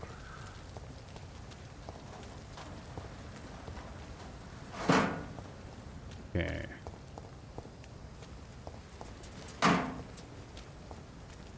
Im Müll findet man die besten Sachen. Ja, ja, ja, ja, ja. Okay, sind wir hier soweit richtig? Ja. Definitiv ja. Also, willkommen in den Docks. Wir setzen mal unsere Vampir-Sinne ein. Vielleicht finden wir ja hier den ein oder anderen Typen. Oh, Skulls.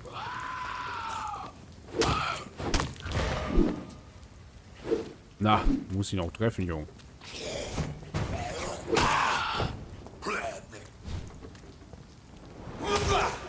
Okay, das war schlecht.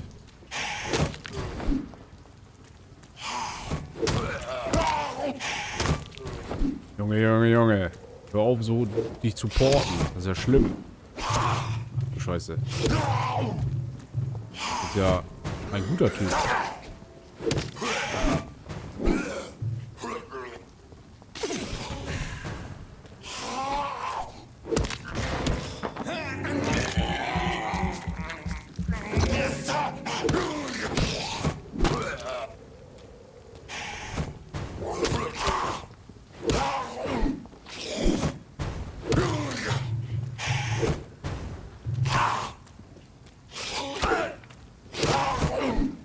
Haben wir ihn? Klar haben wir ihn. Gut.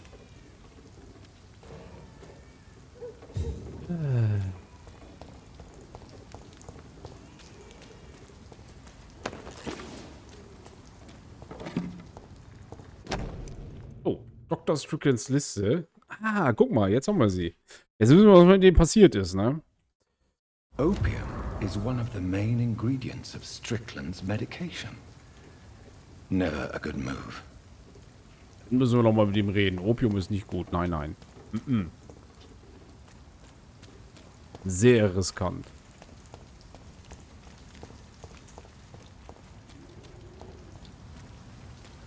Aber ansonsten ist das hier ein toter Bezirk, ne? Keine Einwohner hier zu sehen.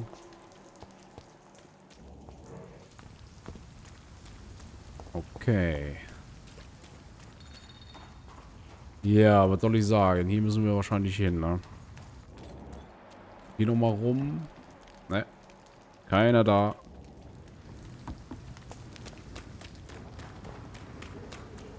Dann gehen wir mal rein. Die Tür wurde aufgeschlossen. Der Limehouse-Dock. Bezirk. Können wir hier irgendjemand rumlaufen? Nein. Gehen wir mal hier rein.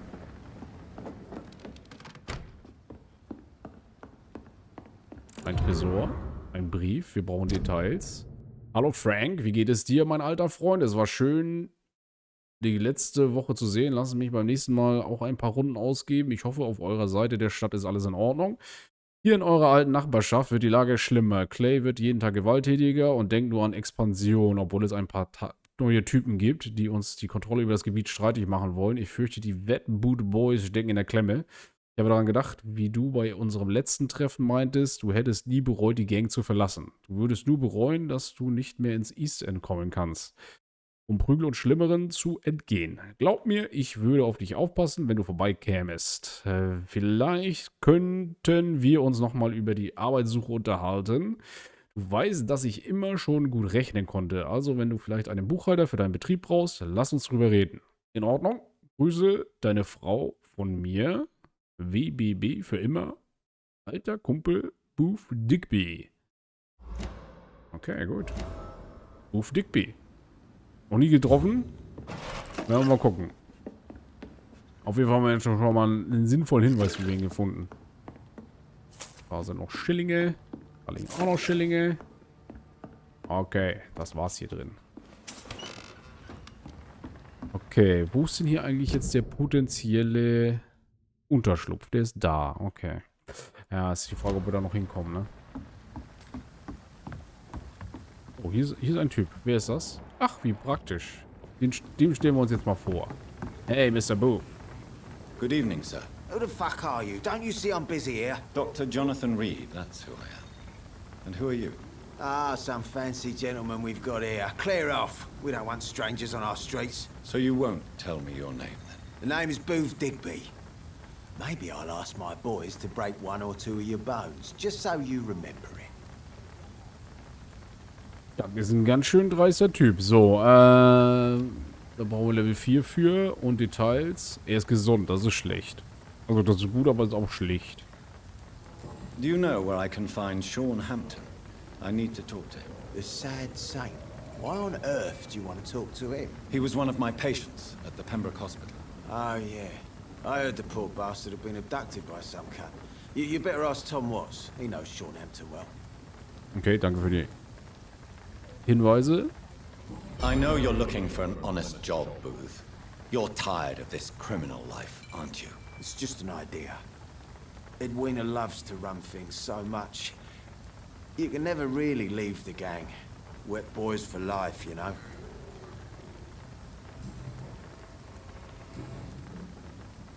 Are you some kind of vigilante patrolling these streets at night? Something like that, but the police aren't in charge here. We are, see? See. So you're a concerned criminal, is that it? Using funny jokes about me and my boys, are you? Fuck. You must have some balls. I saw many men like you during the war, Mr. Digby. Greedy little cockroaches who feed on despair. I could kill you for saying that. But, nah. You've been a soldier. I can respect that. Mm-hmm. So, tell me about your gang, then. What? Have you got a death wish? You really want me to answer that? Well, yes. You seem so proud of your status. Why not tell me who you're working for? Oi! I'm the boss, all right? The Wet Boot Boys work for me. All of them. Situation round here is better than other districts because of us. Because of me. Okay, gut zu wissen. Dann... What can you tell me about this part of town? Things ain't that bad, thanks to us. We give people what they need, and we control this borough. Well, you're not doing a very good job. People are still dying here, like everywhere else. Yeah, well, we can't be everywhere all the time. And Edwina says if we can find more guns, we could be more efficient. More efficient? Really? You should probably tell Edwina that guns are useless against diseases and infections. Incredible. You know what? You're lucky she can't hear you right now. She's more smart than patient. My sweet queen of the docks. Sweet Queen of the Docks. Und wir haben Edwina Cox Hinweise bekommen. Haben wir sonst noch was? Nein. Goodbye, Mr. Digby. Goodbye. Auf Wiedergesehen. Immerhin ist er fidel und gesund. Das hilft uns weiter. Ja, wo müssen wir denn jetzt lang gehen? Das ist, hier gibt es keine Verbindung, glaube ich, ne? Müssen wir mal gucken, ob wir da irgendwie hochporten können. Aber hier ist das Tor schon zu. Das ist schon mal sehr verdächtig. Ja. Ich guck mal. Ach, wer ist denn das? Ist das Frau Cox? Good evening, miss. I am Dr. Reed. May I ask you a few questions? Who are you? What do you want? As I just told you, I'm a doctor. From the Pembroke Hospital, actually. The Pembroke Hospital, you say? I ain't paying any bill left by Clay. I'm not here to collect payment, Miss... Miss Edwina Cox. So what do you want then? Fancy buying something from me, maybe? Oh, sie ist eine Händlerin. Gucken wir erstmal, was sie Can I hat. see what you have to sell? As long as you have money, I'll show you all I have. Ah. Ah, die hat auch nur Bullshit. Muss man ehrlich sagen. Aber ich kann Sachen verkaufen. Vielleicht gibt sie mir einen guten Preis. Was? Thomas Kreuz? Sie gibt nur 4 Schillinge? Ein kleines und wertvolles Kreuz? Naja, wertvoll, ich weiß nicht. Ah, goldenes Armband. Das sollten wir verkaufen auf jeden Fall, weil das muss weg. Silberner Spiegel auch weg, weil der bringt mich in Verbindung zu jemandem. Eine schöne Blume. Weg damit. Und Thomas Kreuz. Ja, komm, weg. Alles weg. Kleiner Beutel mit Rammstein verkaufen wir nicht. Nein, nein, nein, nein, nein, nein. Oh. Wer schießt denn da? Good evening, Miss Cox. Hello again. Okay, ich frage sie nach Sean Hampton. I'm looking for Mr. Sean Hampton. Do you know where I could find him? The sad saint? I heard he was mugged or something. Yes, he was. But he left hospital recently. You don't say. Well, I suppose it's good news for the homeless and the useless. Ask them, they must know something. Okay, das ist schon mal gut. Persönliche Fragen. Booth Digby looks at you with love-struck eyes. Tell me, Edwina, is the feeling mutual? You have no idea how refreshing it can be for a woman to receive all the pleasure she needs. For once. I'll take your word for it. What is it, Doctor? A woman's not supposed to talk about these things. Warte, ich überprüfe jetzt erstmal, ob sie gesund ist. Ah, sie ist gesund. Und wie können wir sie... Ah, Bravo Stufe 5. Ich glaube, sie haben ihn manipuliert. Sie verbergen ein weiches Herz. Genauso sieht's aus. Behind all your crude words and your attitude, I sense romance and a soft heart, Miss Cox. Romance? I have no time for such rubbish. I use Booth like I use everyone else. Ah, verdammt. Ich hätte da mal ein bisschen besser aufpassen sollen. Klar benutzt sie ihn. Das haben wir ja eigentlich mitgekriegt. Ja, haben wir sonst noch was? Nö, ihr lebt in London. Erzählen Sie mir von Ihrer Arbeit. Was machen Sie What can so? you tell me about your work? I'm a businesswoman. I buy and sell things, and I send my wet boot boys after anyone who don't play nice with me. Gang member and shopkeeper. Can't be easy running double shifts. If you're interested, I may find use of a doctor who can freely walk across the city, you know. Ich habe keine Interesse. Sie sind eine ziemlich schonungslose Frau. You're quite blunt, aren't you? I like people who know what they want and say what they think. This is a time of great opportunity for those ready to embrace their destiny. Okay, ich habe keinerlei Interesse. I'm not interested in a career in the criminal underworld, Miss Cox. Fair enough. Stay away from us then, if you don't want to get hurt or worse. Since my return from the war, I don't feel that concerned by threats, knives, or even bullets, if you must know. That's exactly what that stupid trade unionist claimed after he attacked one of us. Booth and I reminded him a bullet beats words every time. Hinweis. So. Ja, sie hat wieder zu viel geplaudert, ne? What can you tell me about this part of town? You can't trust anyone around here. As soon as you lower your guard, you can be sure some arsehole will take advantage of you. Really? Don't you think that's a little bit excessive? Bastards, all of them. This region only responds to violence and threats. You sound like you're thinking of somebody in particular. Take the gravediggers of Southwark. They must pay me every week, but it looks like they forgot who gave them permission to steal from the dead. Looting corpses in a mass grave. That is a new low. Whatever. Hey, since you're a doctor and all, maybe you can access that forbidden area and remind those bastards what they owe. Ja, ich weiß nicht. Vielleicht können wir das. Haben wir sonst noch was? Ah. Tell me about the man you and Booth killed, Edwina. The bastard killed one of us and received retribution. There's nothing else to say. What happened exactly? I don't know and I don't care. One of ours was killed by that communist bastard, but he didn't brag for long. So you have no idea what really happened, but you executed him anyway. No one messes with the wet boot boys, Doctor. This is our territory, and this is our law. And your conscience is clear. You kill without hesitation. Violence is an efficient tool, Dr. Reed, when used properly. So you decide who lives and who dies, just like that. Yes, Doctor. Just like that. I'm not saying it's fair. I'm saying it's my way of dealing with troublemakers. Okay. Wissen wir, woran wir sind. Ich würde sagen, auf Wiedersehen. Goodbye, Miss Cox. Sammle Informationen über Sean Hamptons Aufenthaltsort. Ja, das machen wir ja gerade. Sewer dog's fault, they say. Then the gangs, the epidemics, everyone's throwing the blame.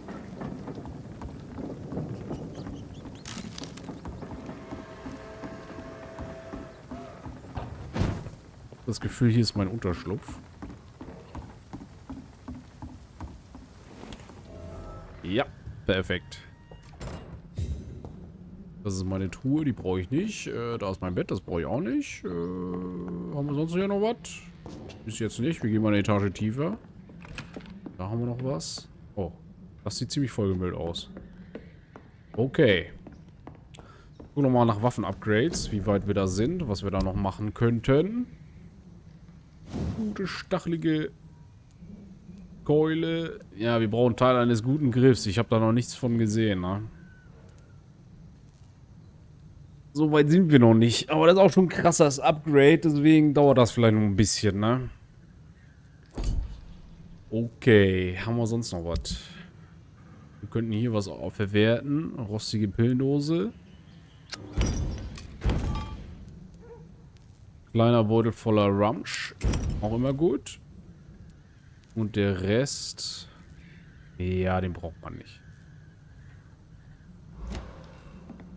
So, warte mal, ich wollte mal gucken, ob ich jetzt noch neue Serien und sowas bauen kann. Nein. Lungenentzündung können wir nicht nachrüsten. Wir könnten Erkältung auffüllen. Aber das lassen wir erstmal. Okay, gut. Leveln brauchen wir nix. Das heißt, wir gucken jetzt hier weiter.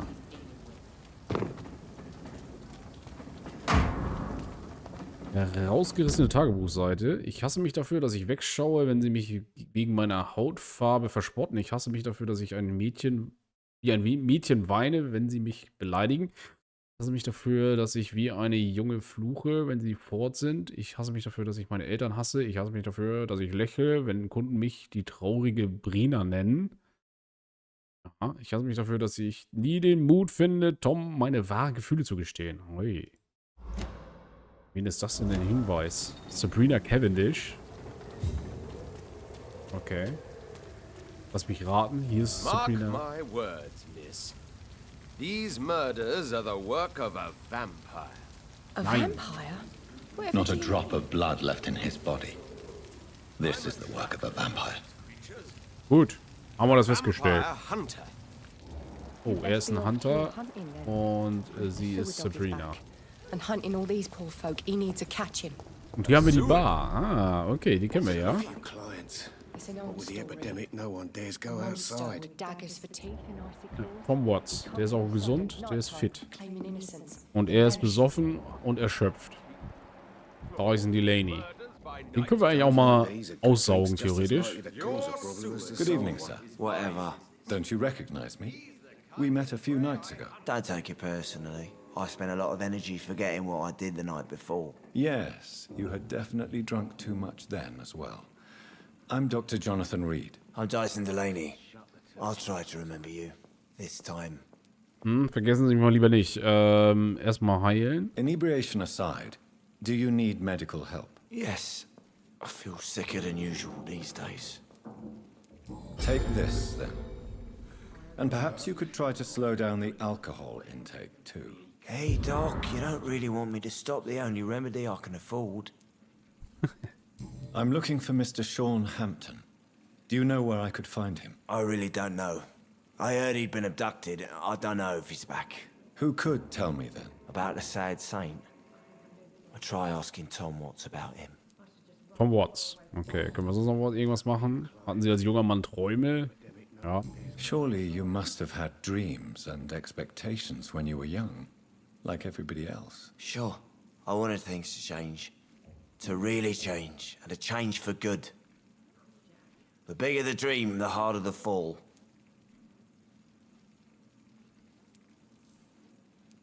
Do you really think the world is that bad? No, I believe we all can choose to make it better. But most of us are too weak, too corrupt and too guilty. I failed for sure, but others will come.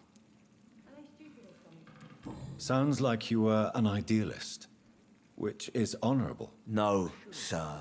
I was an anarchist and I believed that exclusive property is a robbery in nature. I wanted a new world to rise from the ashes, Dr. Reed. Okay, da haben wir noch einen Hinweis bekommen. Sehr gut. I want to know more about your past as an anarchist, Dyson. I'm still an anarchist, Doctor. Make no mistake. I just reject violence as a tool to change the world, unlike my comrades. Do you still see your comrades, then? Even if you don't agree with their methods anymore, I mean. No. I hope they'll come to share my point of view one day. I'll raise my glass to that splendid idea. Do you believe in a bloodless revolution, then? I do not believe in much anymore, Doctor. But I'll admit I like your idea of peaceful change. I like it a lot. Okay. Was machen Sie beruflich? What do you do for a living, Mr. Delaney? I drink. I drink in the morning and at noon. I drink at night. And then I drink some more. Why do you drink so much? Maybe it's because I prefer dying slowly. Death can be so abrupt. Personally, I like to see mine coming at my own pace. You sound very sad, sir. That's because I am, Doc. Okay. Aber ihm kriege ich nur 550 EP. Das ist ein bisschen wenig, ne? Arbeiten Sie überhaupt? Don't you work at all? I'd love to, but I don't have the time. Didn't I tell you? Drink in the morning and at noon. I'll drink at night. Okay. Gut, dass wir gesprochen haben. Goodbye, Mr. Delaney. Goodbye, goodbye. So, das ist hier Sabrina, ne? Evening, miss. Well, I never. That's a first. Customers who make that much mess rarely come back. Never mind in fancy togs. I'm much more myself than when we first met. By the way, I'm Jonathan, Dr. Jonathan Reed. Welcome back to the Turquoise Turtle then, Doctor. I'm Sabrina Cavendish. How can I help you? How can I help you? Vielleicht kann ich hier dir helfen? Nein. Level 3. Ich suche nach Miss Sean Cavendish, would you be willing to help me locate Sean Hampton? You better ask Tom, sir. Why not answer me directly? We respect the privacy of our customers here, sir. Only Tom can decide who to speak to and what he'll say to them. Okay. Gut, das wussten wir eigentlich schon, ne? Ihre wahren Gefühle für Ihren Boss. Nee, wir fangen erstmal so an. Excuse my curiosity, but where exactly are you from, Miss Cavendish? Something bothering you? What, my name? Or my complexion? Ich verurteile niemand nach der... Believe me, I never judge someone on their place of birth or the color of their skin. If that's true, you'd be one of the few not to make fun of me. Just you, Tom, Dyson, Miss Fishburne, and of course Mr. Hampton. Miss Fishburne, oh, das ist ja interessant.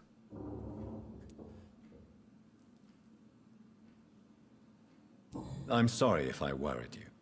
I was just curious to find out if you know this part of town well. Nosy. My dad was a sailor from Bombay, and my mum was a maid born up in Glasgow. They got married in London. And here I am. Sabrina, tell me about your true feelings for your boss. I love Tom. Not ashamed of it. Don't care if the customers joke about it neither. Who's mocking you? I mean, we're always together. People will talk, won't they? Does Tom love you? Yeah, but he's always reluctant to take it further. It's not because I'm younger, or because of the colour of my skin. He hates jokes about us. Okay. Höchst interessant, was sie so alles so erzählen hat. Über diesen Pub. This place seems, how shall I put it, very colourful. I'm sure it has plenty of stories to tell. We get people of all sorts here. It's that rare place in the docks where you can have a drink without being murdered. At least it's not happened yet. So this bar is neutral territory then? Yeah. Tom's convinced this is something the locals need. No one ever draws a weapon here. That's one of the reasons I accepted the job. Your boss must be quite the negotiator to force such an agreement. Yeah. Tom's a great bloke. Mr. Hampton, who runs the night asylum, he's the only other man that's able to keep peace around here. What can you tell me about this area? People don't appreciate that line of questioning round here. You best be more careful with what you say, sir. You look concerned, Miss Cavendish. This is a bad borough.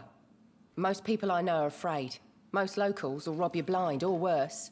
You best mind your step. Okay.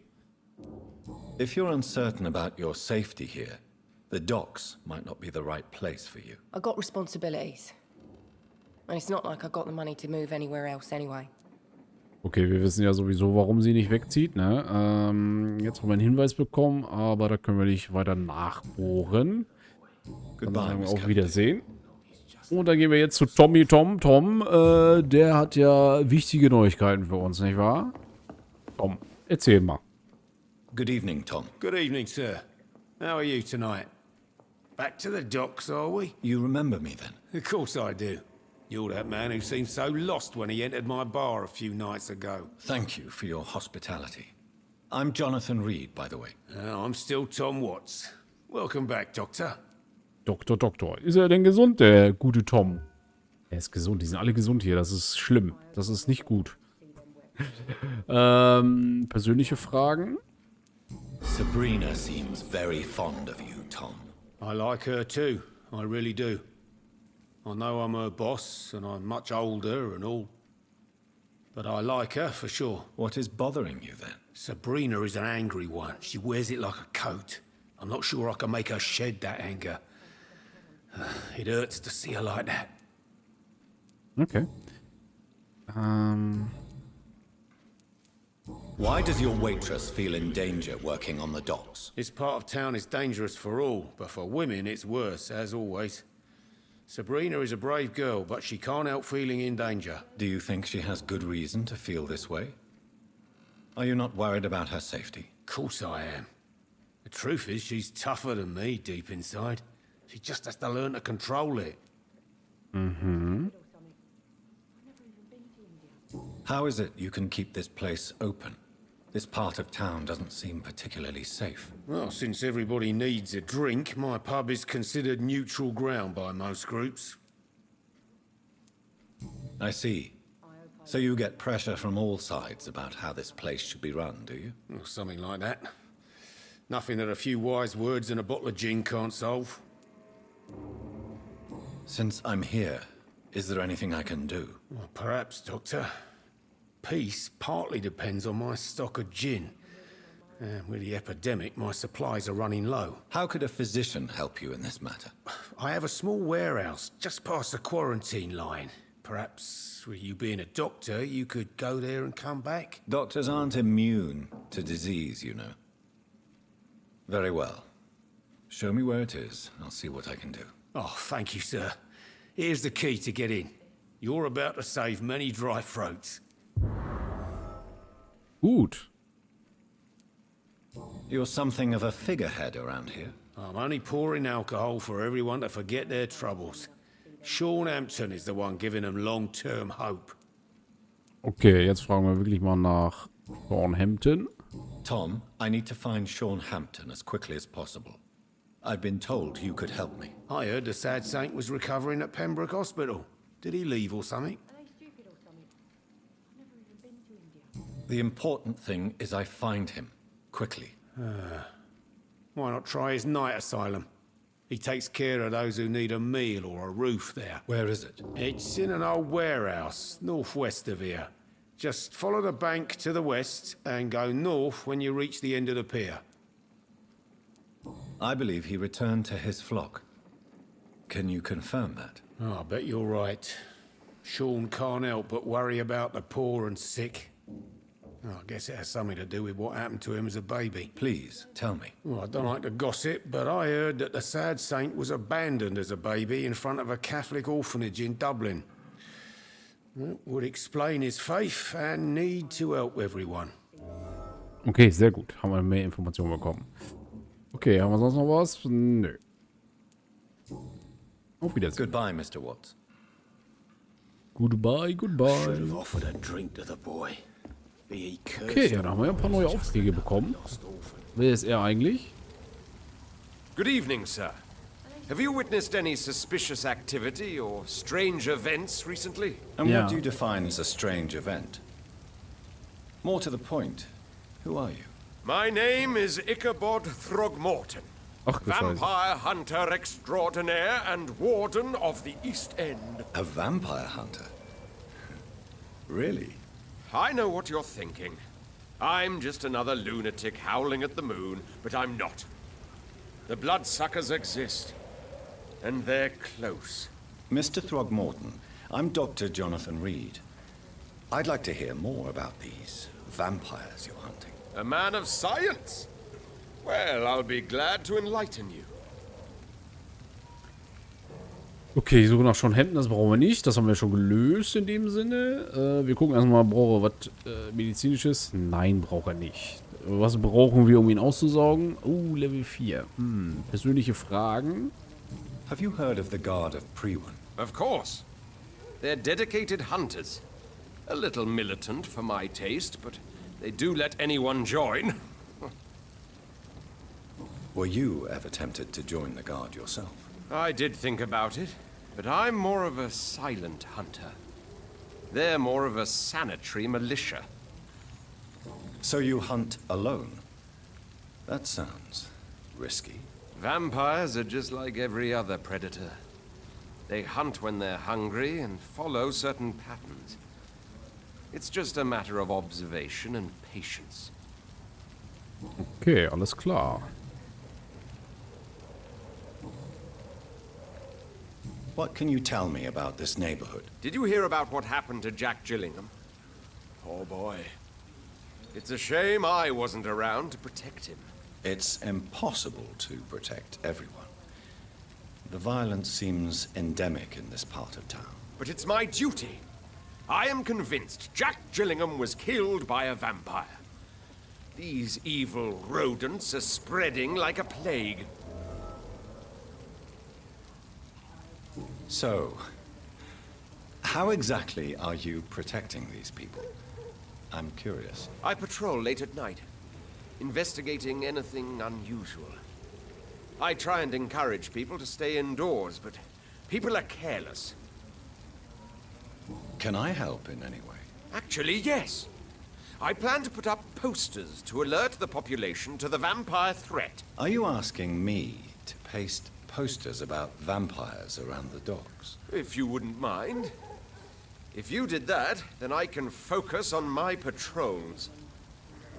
How do you identify a vampire? It's simple, really. They can't stand daylight. They're afraid of garlic and holy symbols. They also cannot enter a house without being invited. Have you ever killed one of these creatures? Yourself, I mean. Of course I have. What kind of question is that? It's a dirty business, believe me. Okay, gut zu wissen alles. Goodbye. And good hunting, Mr. Throgmorton. Throgmorton. Ja, den sehen wir nochmal wieder bestimmt. So sieht das wohl aus. Ja, wir haben ein paar neue Aufträge bekommen. Aber auch nicht so wirklich, ne? Vielleicht muss man das hier so finden. Ich soll ja in das Warehouse da den Gin holen, dann für ihn Plakate aufhängen. Ich wüsste aber jetzt nicht wo direkt. Ja. Naja, wir werden mal sehen. Ich besuche jetzt erstmal Mr. Sean Hampton, würde ich sagen. Komme ich hier rüber? Müsste eigentlich gehen, oder? Ja. In der Tat. Oh, Western Dogs. Gut. Look at it!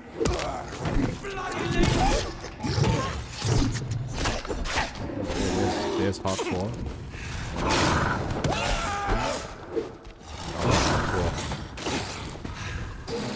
What the fuck is going on? Wow.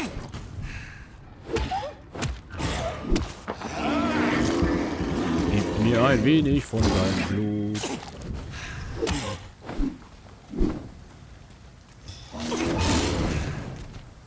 Nein.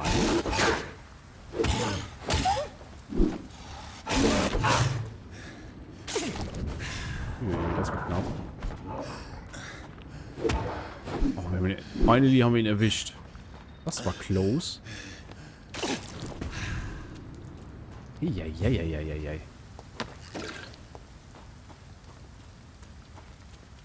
Mach schon mal ein anderes wildes Level.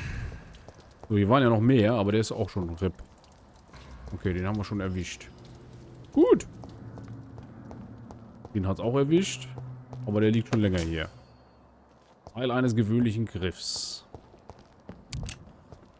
Frage mich, was können wir hier tun? Und können wir da hoch? Ja, können wir. Hier waren wir schon, ganz am Anfang, ne? Oh, Tür wurde aufgeschlossen, das ist wichtig. Das könnte doch das Lager sein, wo ich hin soll.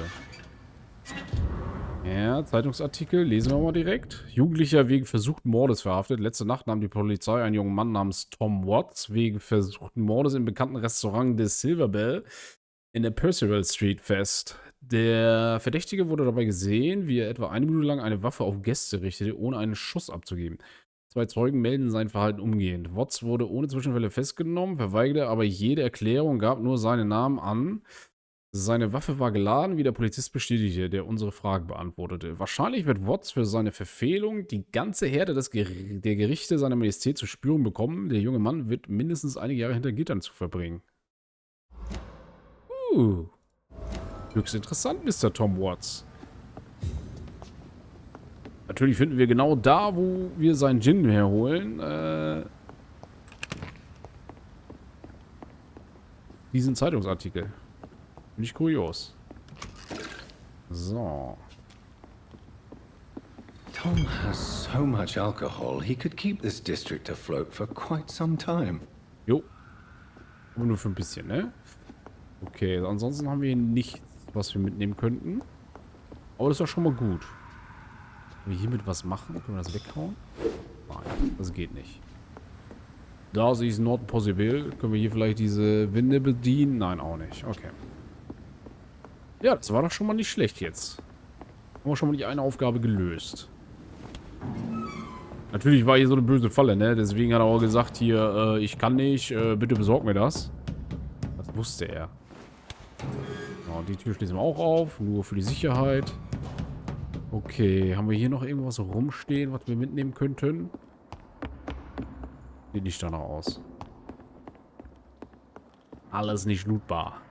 Aber... so, alles in Ordnung. Das hatten wir ja schon alles. Komm hier. Gut. Ja, schön. Wie finde ich... naja, das glitzert nur so. Okay. Dann machen wir mal die Vampirsinne an, aber hier ist niemand. Niemand und nichts. So, wir müssen mehr in die Richtung, würde ich sagen. Also, was? Wo denn? Ach, da.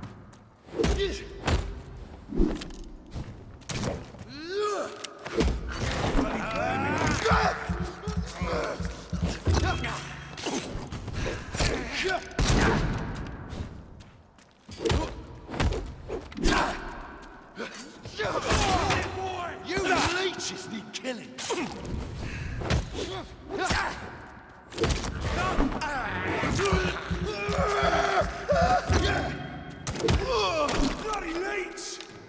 Oben ist noch eine. So. Die wissen nicht, was sie angefangen haben.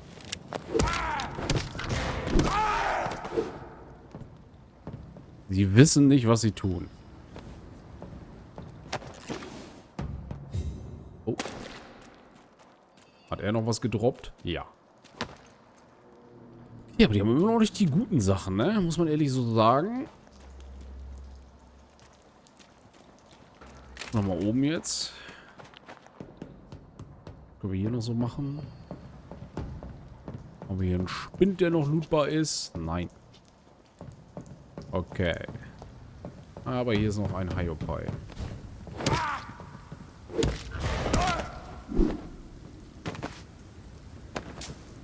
Schillinge. 1 Schilling habe ich bekommen. So. Okay. Wir müssen weiter in die Richtung. Ich gucke, ob ich hier was aufmachen kann.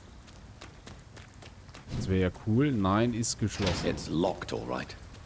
Müssen wir uns merken, dass wir dann das von der anderen Seite aufmachen, falls wir mal da auf der anderen Seite sein sollten.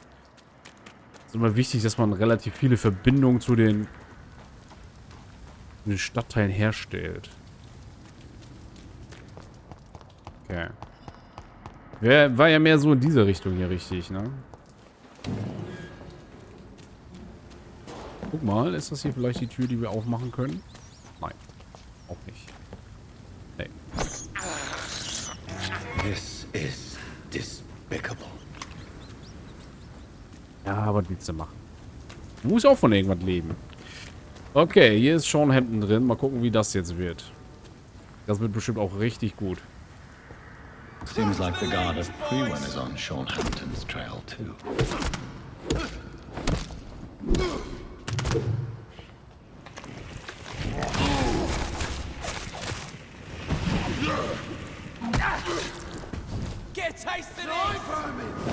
Oh, ein Flammenwerfer. Holy shit. Okay, den haben wir zerlegt.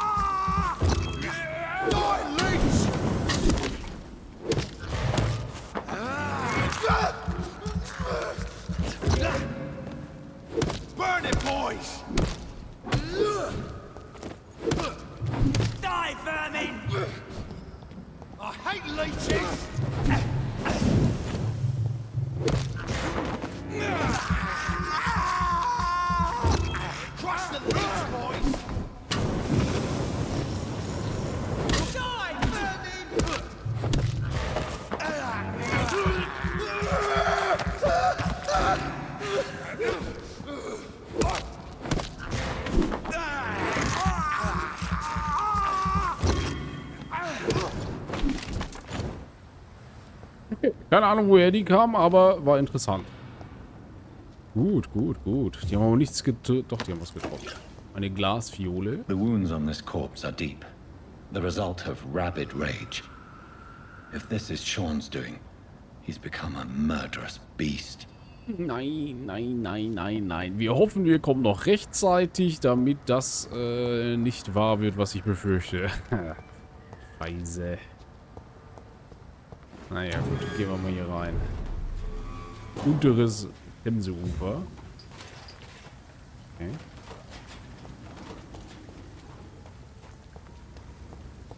Ah, da oben sind wieder Handlanger des Teufels. Hier unten sind auch Handlanger des Teufels. Hier haben wir eine schöne Truhe. Okay, das sind Skulls.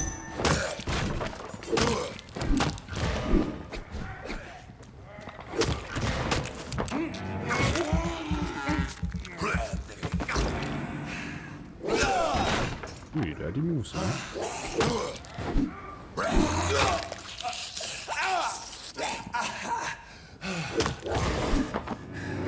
Gib mir dein ekliges Blut. Danke. Okay.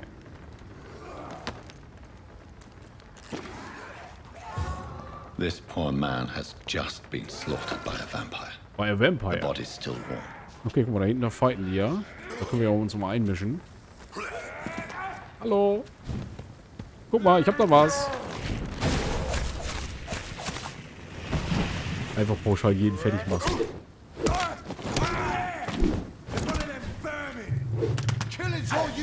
Ach, er hat eine Giftschleuder. Das ist kacke.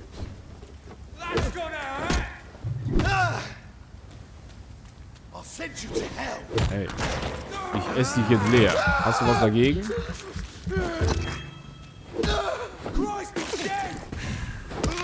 Oh, du musst auch weg.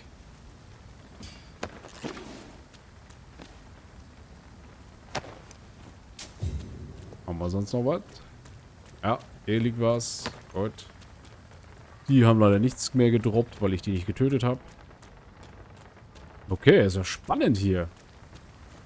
Meine Güte. Aber wir finden ja eine Spur nach der anderen, sozusagen. Wir sind dem Sean Hampton aber dicht auf den Fersen, kann man sagen. du Scheiße, hier sind ja noch mehr von den Viechern. Diese Vampirjäger. Schlimm. Ganz schlimm. Look lively! It's on to us!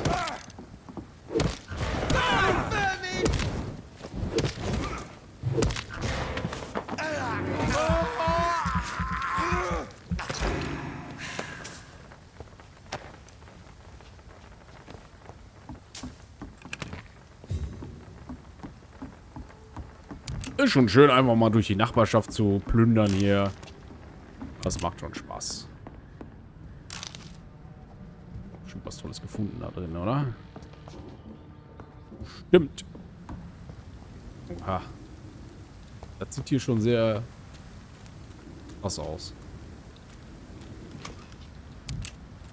Ohne Schillinge. Aber kein Unterschlupf hier. Oder? Nee. Ach, hallo. This one's mine!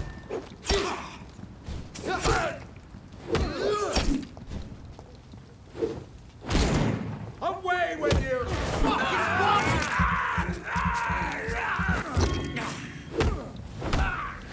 Fight for the...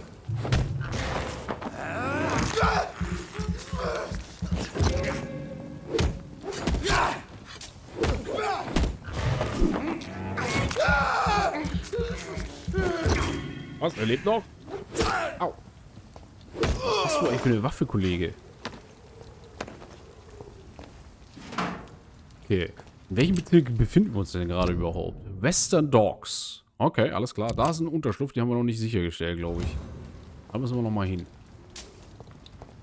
Okay, hier sind ja überall Handlanger des Teufels. Und immerhin haben sie nette Truhen. Hallo, Müllwühlen ist nicht gut. Das ist mein Müll. Gehen Sie da weg.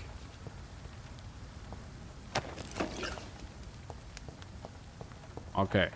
Großartig. Ah, guck mal, jetzt können wir hier aufmachen, ne? Ja, perfekt. Und hier komme ich, glaube ich. Das war die Tür, die mir gefehlt hat, ne? Ja. Exakt, exakt. Gut, gut, gut. Ja, das ist die Tür. Hatten wir noch eine Tür, die wir aufmachen konnten? Nein. Erstmal nicht.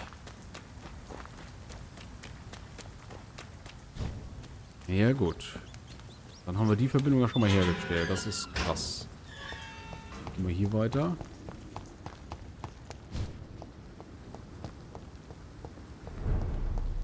Umfeld der Notunterkunft.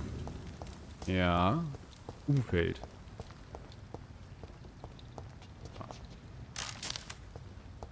Schmiermittel und Schillinge.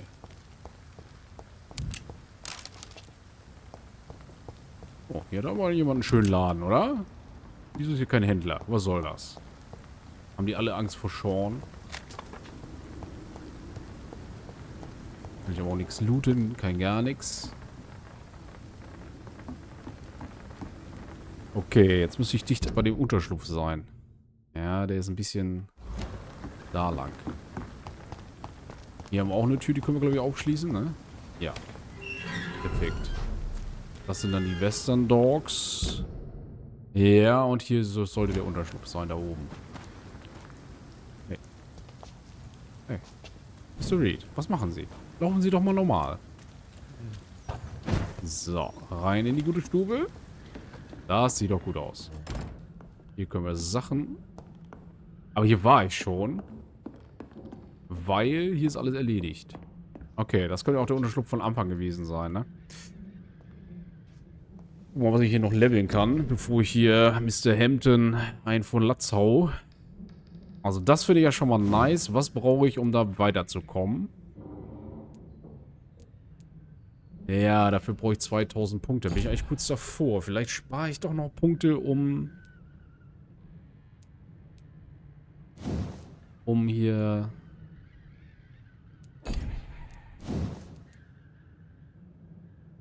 Ja, wobei das hier kann ich noch machen. Ich denke mal, ich werde genug Punkte noch sammeln. Nein. Bestätigen. So. Die folgende Nacht. Oh, guck mal, da ist jemand geheilt. Sehr schön. Wir kennen hier echt nur noch, also noch nicht, kennen noch nicht mal die Hälfte von den Leuten, ne? So, was haben wir hier? Da hat sich auch was getan. Ist weiterhin stabil, aber da sind neue Kranke dazugekommen. Ach, das sind die Kopfschmerzen, Leute. Okay, alles klar. Dann haben wir hier bedenklich, aber nicht mehr kritisch. Das ist gut. Da sind immer noch die gleichen krank. Und hier kennen wir keinen. Okay. Bandstufe. Muss man eine Bandstufe mal erhöhen, glaube ich. Demnächst. Mal jemanden leer saugen. Bedürfnis habe ich schon noch. Okay. Stufe 18 haben wir jetzt. Ach, guck mal hier. Hallo.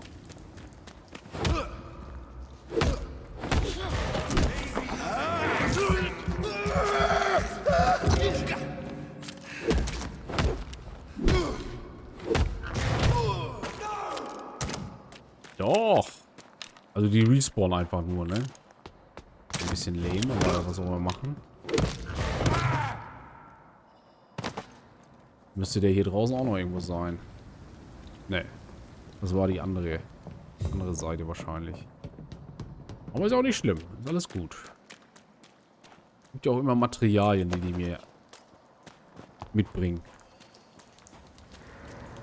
Okay, da muss ich hin. Also wieder hier zurück. Oh, hier sind Mitbewohner sozusagen. Kennen wir den schon? Ja, den kennen wir schon. Throckmorton. Und wer ist das? Ist das Edwina oder ist das jemand Neues? Ne, das ist jemand Neues. Perfekt. Okay. Dann fragen wir sie mal. Die sieht auch ziemlich benebelt aus. I'm Dr. Jonathan Reed. May I have your attention for a minute? Good evening, sir. My name is Giselle Paxton.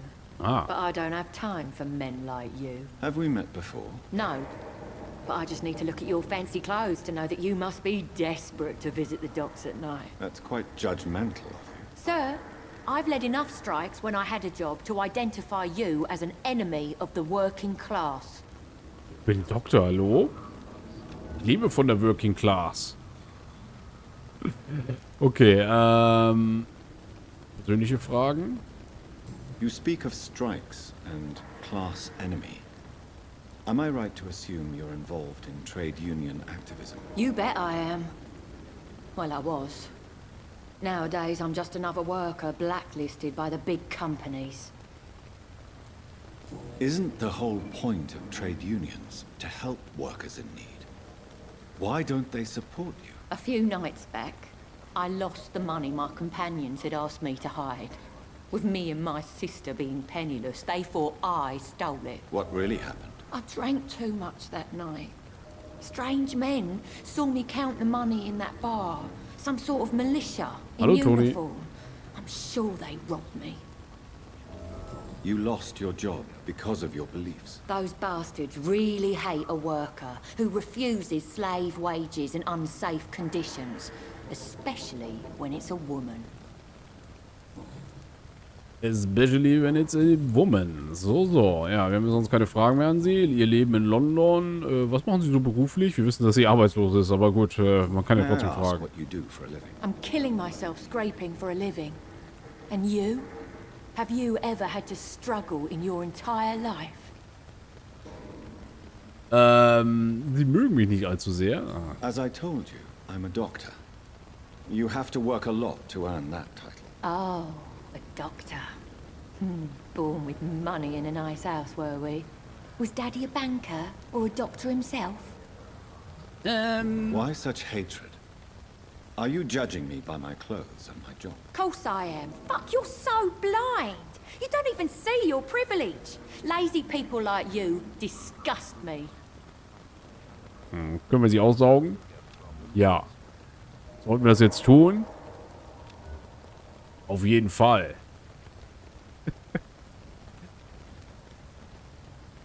Aber sie hat vielleicht noch Informationen.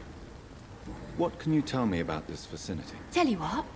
Just spend a few weeks here, and then ask me that question again. If you're still alive, I mean. Sagen Sie deutlich, was Sie von mir halten. If you have something to say, say it. I'm getting tired of all this. Oh. You want information instead? Well, here's some for you. Giselle Paxton does not like you at all, Doctor. You don't know me, Miss Paxton, and yet you see me as an enemy. Your manners, your clothes, your words tell me everything about you, sir. I know your kind, and you don't belong here. Ich bekämpfe die Armut. Sie haben keinen Schimmer, wer ich bin. Oh no, Miss Paxton, you really don't know my kind. You have no idea who I am. All right, okay. No need to get all worked up. Okay. Ich frage jetzt nochmal nach Sean Hampton. I'm looking for Sean Hampton. Can you help me? What is it you want? Does he owe you money? Has he displeased your Royal Highness?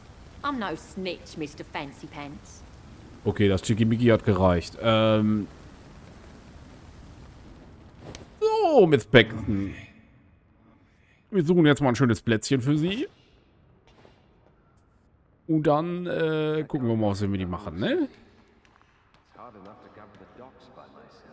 Oh, hier sind so viele Zeugen. Zu viele Zeugen. Wir können hier lang gehen. Das sieht man ganz deutlich, ne?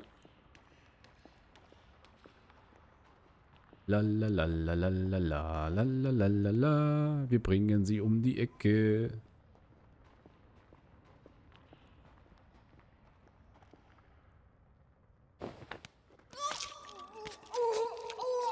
Die war die perfekte Kandidatin.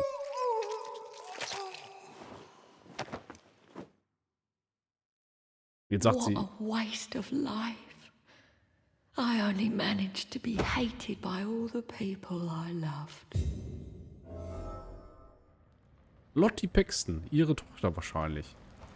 Können wir sie wegtragen? Ich glaube nicht. Oh, wir haben die 2000 EP. Ich sollte vielleicht nochmal in den Unterschlupf gehen.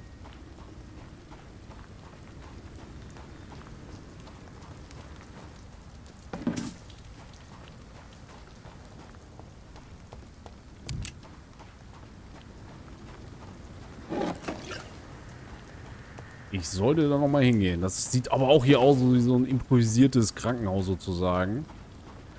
Ja. Als ob er jetzt hier ist, der Sack. Junge, ich habe hier gerade jemanden ausgesaugt. Ich dachte, du bist hier Vampirjäger Deluxe 007, aber du hast ja gar nichts mitgekriegt.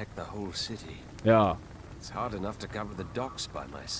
Ja, die Docks hast du aber nicht im Griff. Ich habe gerade jemanden leer gemacht. Ja, was soll man dazu sagen? Okay, wo ist mein Unterschlupf? Ich habe eine Orientierung, das ist echt nicht gut. Muss mal gucken.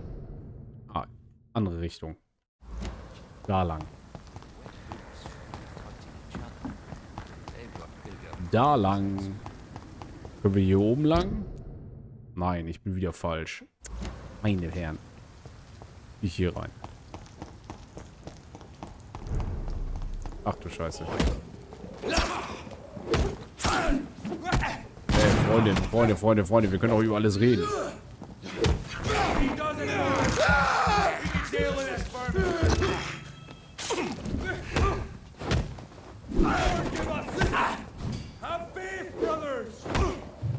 Hört sie auf, ihr Kreuz hier in die...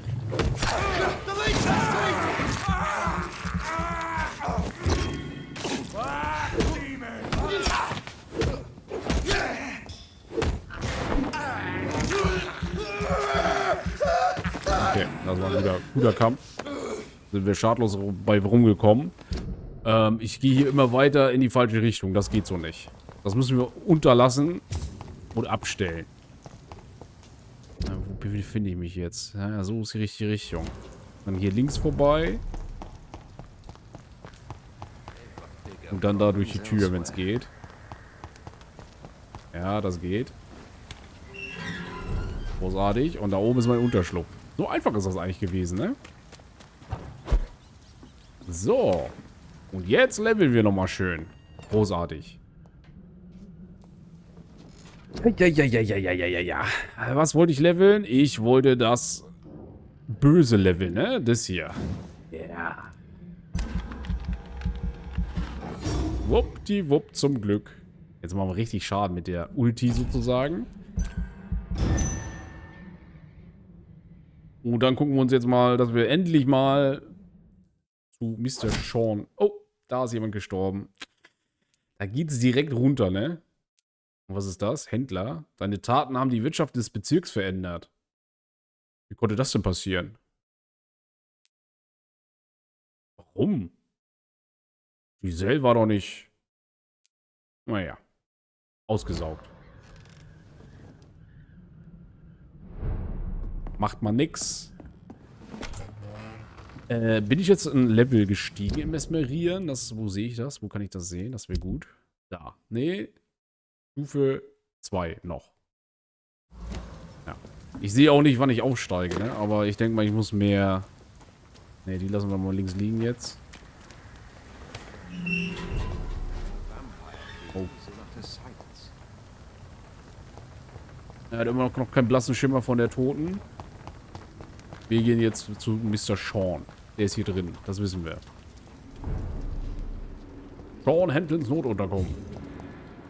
Finde Sean in dem Bereich. Ich fürchte, wir finden einen richtig guten Sean. Aber hier, ein Zettelchen. Handgeschriebenes Gebet. Lieber Gott, dies ist mein Gebet für meine geliebte Mutter Gertrude Paxton, die nun im Himmel auf ihre Töchter wartet. Oh. Oh. War das ein Hinweis? Nein. Okay, die leben auf jeden Fall noch. Zumindest die eine hier. Schon mal ein gutes Zeichen. Alte Zeitung. Die Bombe explodierte kurz nach Tagesanbruch. It's locked. It's locked. Nein, sowas. Unerhört.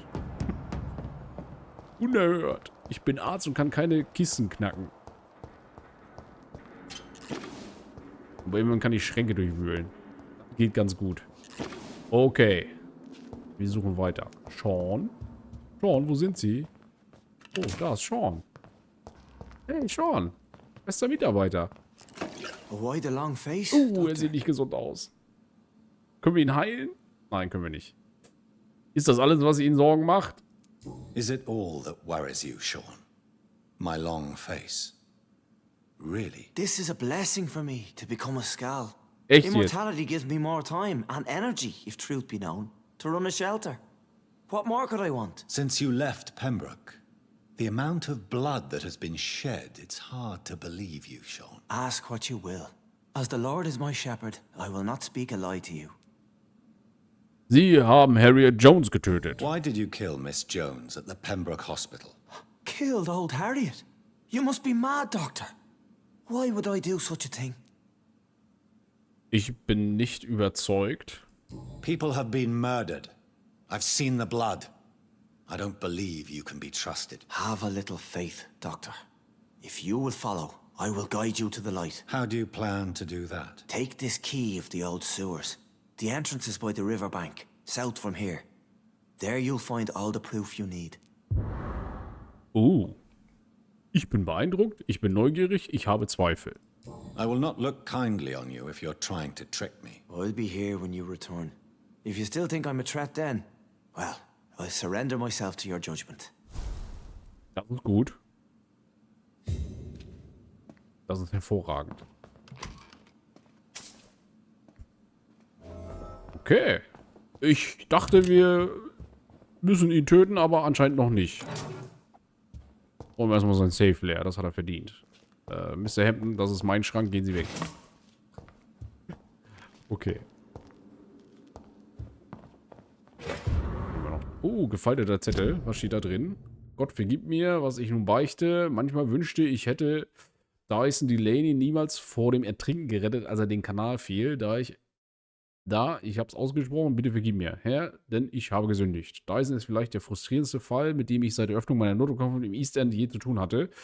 Und seit Jahren versuche ich zu verstehen, was mich an diesem Mann irritiert, und ich glaube, ich habe vor kurzem den Grund herausgefunden. Dyson hat aufgegeben, und zwar vollkommen. Ich habe in meinem Leben so viele schwere Alkoholiker kennengelernt, Männer und Frauen, Reiche und Arme, Junge und Alte. Ich bin Zeuge ihres Kampfes und mit ihren Dämonen geworden. Mit ihrer Vergangenheit, ihrer Schuld, ihren Fehlern. Manchmal können sie dieses innere Böse benennen, manchmal ist es ihnen nie gelungen, zur wahren Ursache ihrer Verzweiflung vorzudringen. Aber in den meisten Fällen ist die Trinkerei für diese Männer und Frauen eine Weise, den Kampf fortzuführen. Natürlich ist es eine sinnlose und zerstörerische Form des Kampfes, aber wenigstens bedeutet diese Selbstzerstörung, dass es etwas gibt, das sie leiden lässt. Und sie noch immer gegen diese Schmerzen ankämpfen, den sie so tief in sich spüren. Gott, ist das viel. Selbst ein schwerer Alkoholiker wie William Bishop kämpft noch immer mit seiner Sucht und bittet um Erlösung, um das Licht Christi. Und solange sie dieses Licht sehen wollen, gibt es noch Hoffnung. Für Dyson Delaney gibt es keine Hoffnung mehr. Er trinkt nicht, um seine Schmerz zu ersticken. Nein, ich bin mittlerweile überzeugt, dass er bewusst trinkt, aus sadistischer Freude daran, alle Hoffnung zu ersticken. Ich weiß wirklich nicht, was die schlimmere Sünde ist, bewusst alle Hoffnung aus dem eigenen Herzen zu verbannen oder sich selbstgefällig in Selbstzerstörung zu suhlen. Okay. Dyson Delaney. Ein wichtiger Hinweis. Großartig. Könnte ich ihn denn jetzt... Okay. Ja. Ich weiß. Ich soll dahin. Was soll man machen? Ich soll in die Kanalisation. Aber erstmal plündern wir hier sein ganzes Notunterkünftchen. Wobei, hier war ich ja schon. Denke ich. Ja. Okay. Ich finde, der Zugang zur Kanalisation ist 100 Meter nach da. Nun gut. Versuchen wir unser Glück. Unteres Themseufer. Hier sind wieder so Handlanger des Teufels. Die wollen nur meine Leiche sehen. Das können wir nicht zulassen.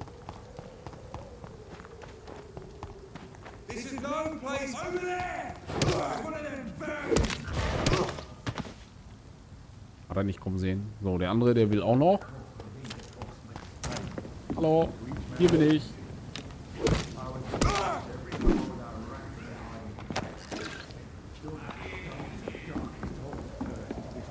Nur so, als ob ich das nicht gehört hätte. This could be the public house Giselle Paxton mentioned. I should investigate further.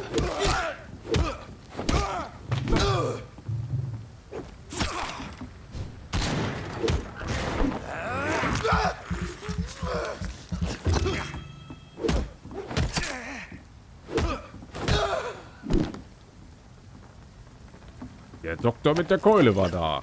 Gut. Glasfiole. Von denen habe ich jetzt auch schon 1000 Stück. Okay, soweit so bueno. Können wir hier noch irgendwas tun? Nein. Okay, ich soll den Eingang zur Kanalisation finden. Ich finde den Zugang zur Kanalisation muss hier irgendwo sein, nicht wahr? Wahrscheinlich hier unten. Ich gehe mal runter. Plupp. Oh. Hallo. Freunde, ihr steht vor meinem Zugang zur Kanalisation.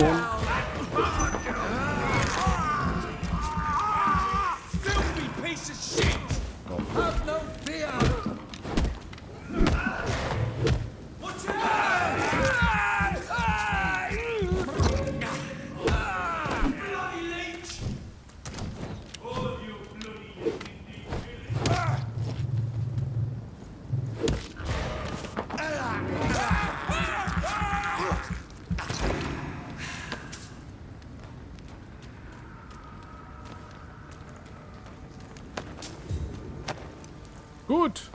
Ich würde sagen, hier sind wir richtig. Schön. Rattenblut ist nicht so wirksam oder wohlschmeckend, aber es ist da. Okay. Üble Nachrede. Oh je. Ich befürchte, jetzt machen wir hier so einen Stellvertreter-Bosskampf, ne?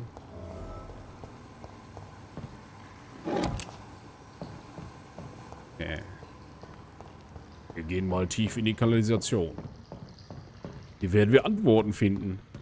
Oder vielleicht noch mehr Fragen. Wer weiß. Beware. Ja, ja. Hier kommen wir nicht rein. Noch nicht.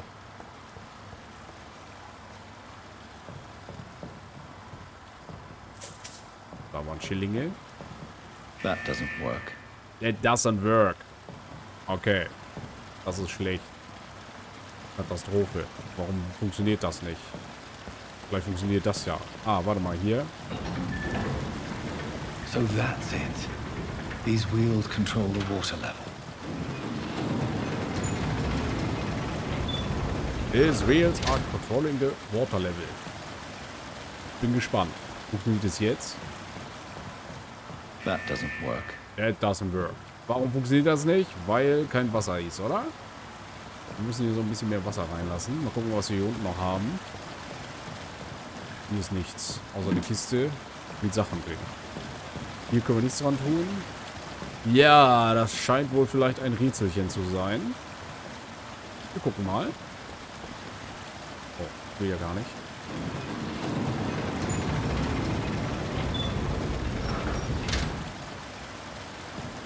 Ich verstehe noch nicht so ganz, was das hier bringen soll. Da können wir die Schotten dicht machen, ne? So, zack. Das bleibt auch so. Dann machen wir erstmal hier. Hier gehen die Schotten nur zeitweise runter.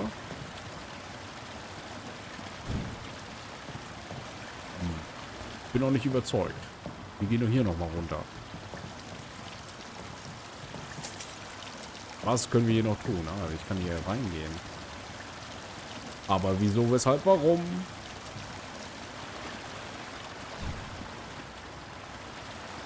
Ich will jetzt auch nicht so wirklich was, ne?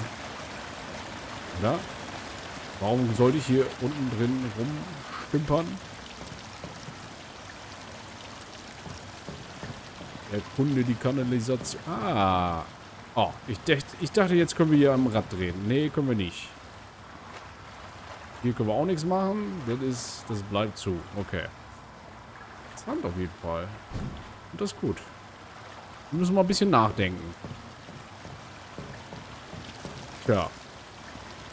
Und ich bin zur Überlegung gekommen, dann müssen wir das Rad da oben drehen. Keine Ahnung. Nun denn. Wer eine Idee hat, bitte Bescheid sagen. Ich nehme auch Hilfe an, ja. Drücken jetzt hier nochmal den Knopf. Vielleicht war das ja schon die richtige Kombination. That doesn't work. That doesn't work. That doesn't work. Also das muss irgendwie funktionieren. Hier haben wir noch Druckanzeigen und was weiß ich alles. Aber das hilft uns ja nicht weiter. Haben wir hier noch was, was uns weiterhelfen könnte? Nein, aber Geld. Okay, pass auf.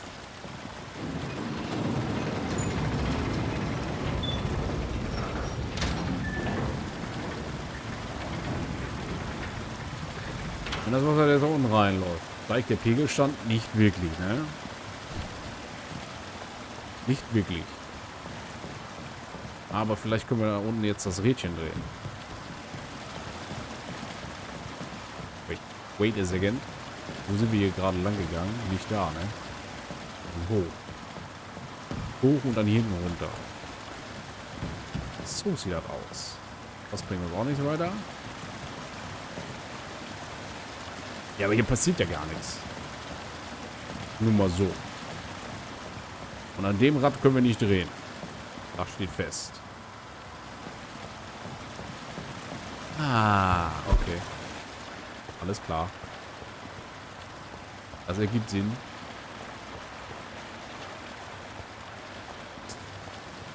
Ja, manchmal ist das alles so einfach, ne? So, da komme ich nicht lang. Hier komme ich auch nicht hoch. Was? Und wieso kann ich dann hier hin?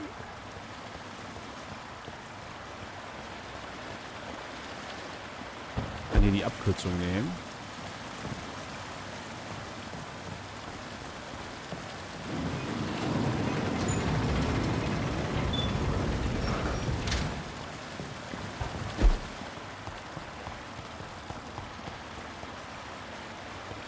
Was bringt das hier? Wenn ich die Schotten runter mache, was bringt mir das? Nichts. Komme ich auch nicht weiter oder so. Warum kann ich dann hierher? Das ist eine gute Frage, ne? Eine sehr gute Frage. Wenn ich die Schotten dazu mache, dann komme ich da nicht hin. Richtig? Richtig. Upsi, my bad. Bin verwirrt. Was soll ich tun? Also, Schotten müssen auf, das ist Fakt. Aber wofür dieses Rad da sein sollte, das weiß ich nicht.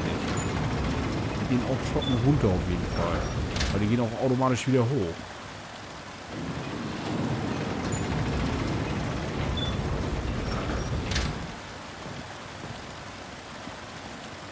Bin auch nicht so wirklich angetan von diesem Rahmen hier. Wir gehen nochmal woanders hin.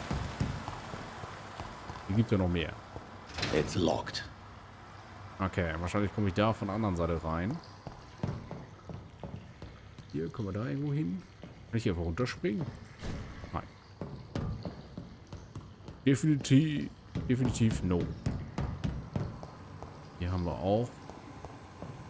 Aber hier können wir nichts machen. Der Generator sagt uns auch nichts. Ich denke mal, wir sind am Arsch. Komm nicht weiter. Oder die Kanalisation. Jawohl, wenn ich könnte, würde ich es tun. Oh, warte mal, hier liegt noch Geld. Gut, wenigstens sterben wir reich. Aber nicht reich weiter so. Okay, wir müssen hier ein bisschen mehr gucken, glaube ich. Das kann auch nicht alles sein. That doesn't work. Okay, that doesn't work. Dann müssen wir den Knopf drücken, in dem das da passiert. That doesn't work. Nein, hier nicht. Okay. Warum können wir hierher? Was bringt uns das? Warum können wir hier so den Zwischengang benutzen? Bin verwirrt. Da komme ich definitiv nicht weiter. Vielleicht muss ich hier die Fässer kaputt machen. That gate should shut properly now. Okay.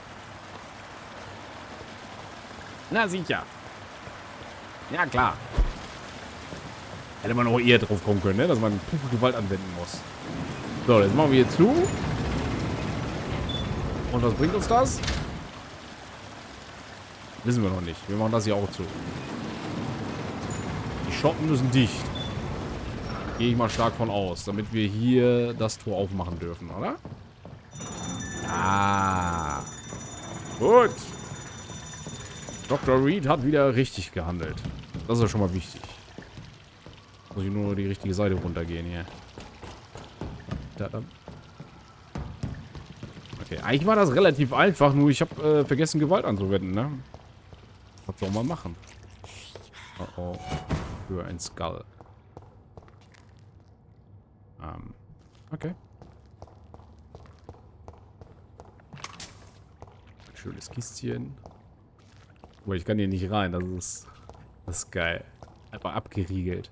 Haben wir hier Leichen. Leichen.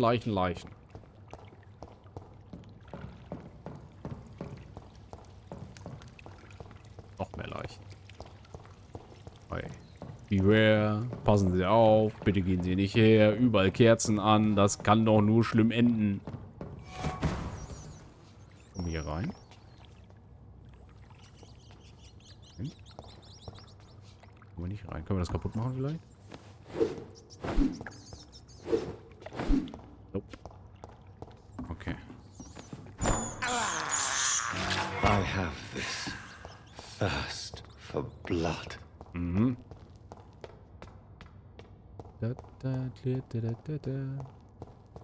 Bis jetzt haben wir nicht einen getroffen hier, ne? Was? Ja, hier ist eine Tür, die kriegen wir nicht auf. Die ist zu. Dann geht's hier weiter. Oha.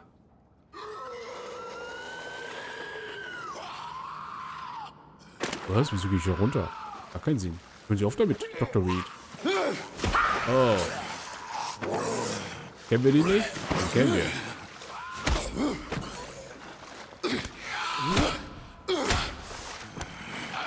These maggots have escaped the wrath of Ascalon for too long. It is time to purge the sewers of their filth. You again. The one they call the sewer dog. Hold your tongue, newborn, or I'll crush you like a maggot. You've let the beast consume you. Finally, a touch of lucidity. Macht du mich jetzt fertig? Learn to respect the laws of Ascalon. Nein, nein, nicht Ascalon, hör auf. Das wollen wir nicht. Guck mal hier, ich habe was. Haha.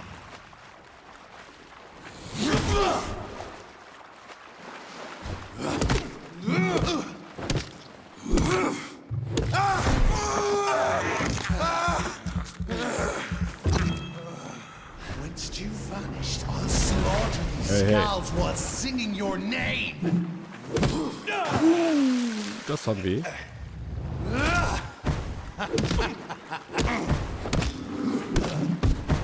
Au.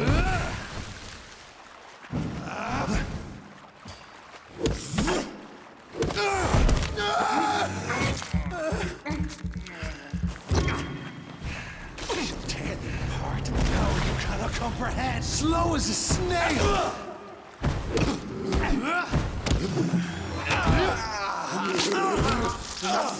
Hey, das ist nicht witzig, Kollege. Your blood is now mine. Nein. I shall crush you. Au. You found your death in me.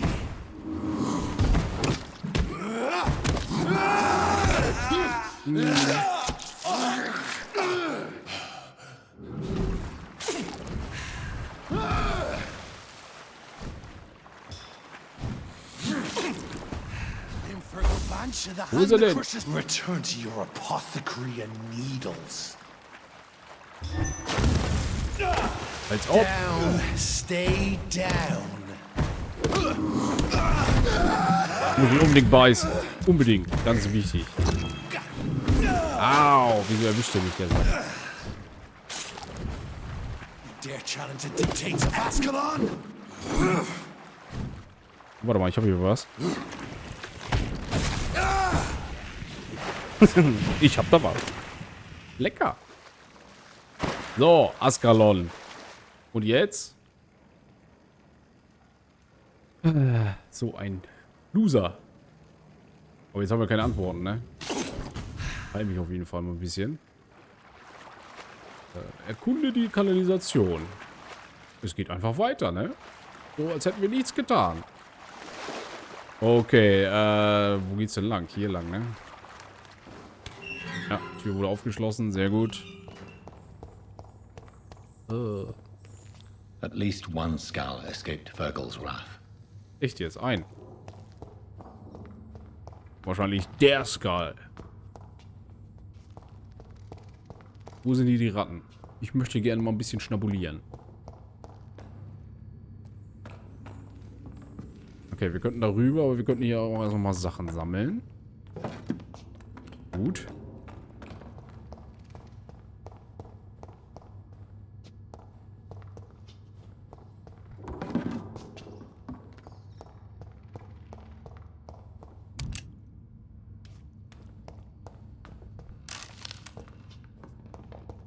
Für jemanden.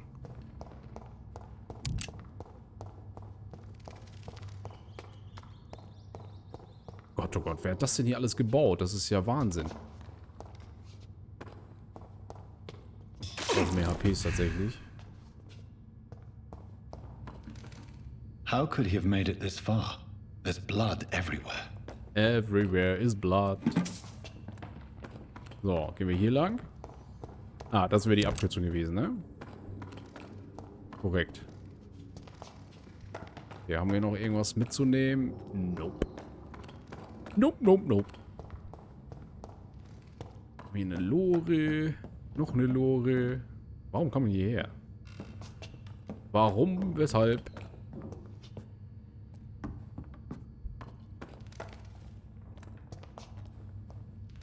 Kann man hier durchbrechen vielleicht?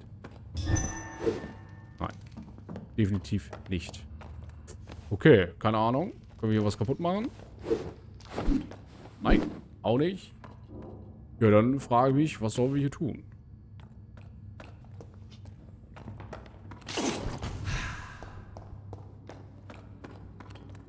Gehen wir hier lang.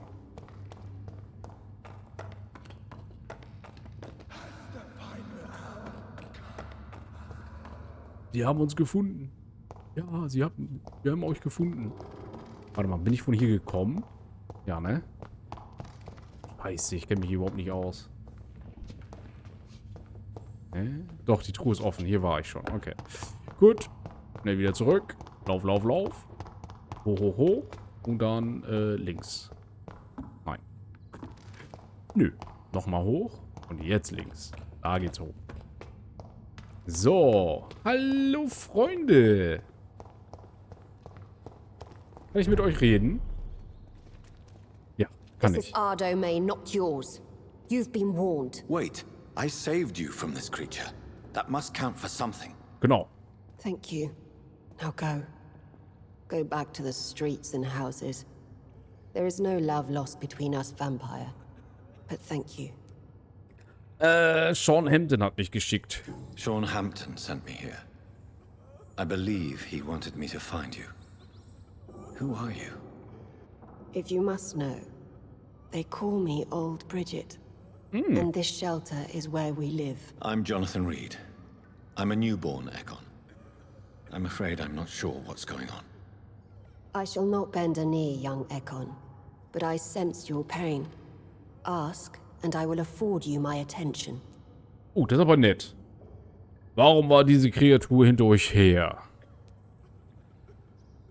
Why was that creature after you?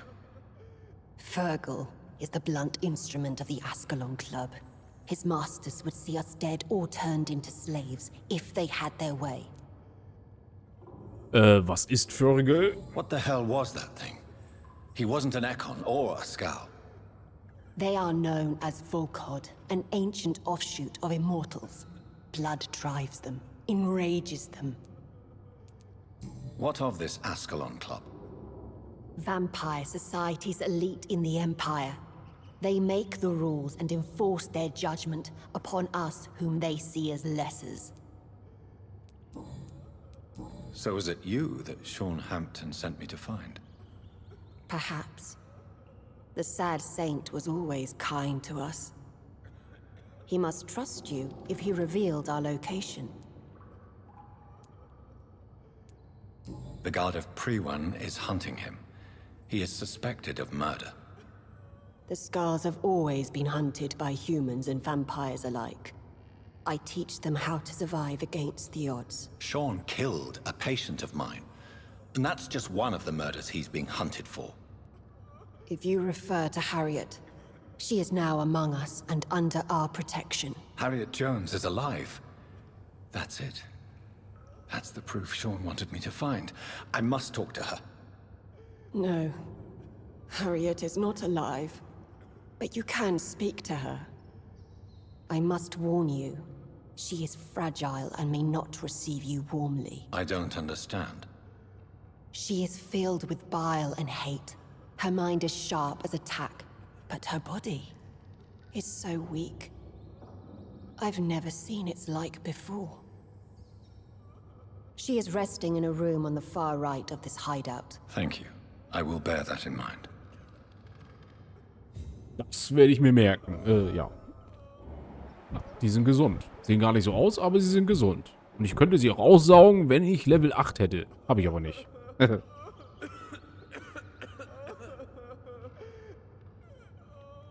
Ja, Mensch, das nimmt ja hier eine ganz andere Wendung.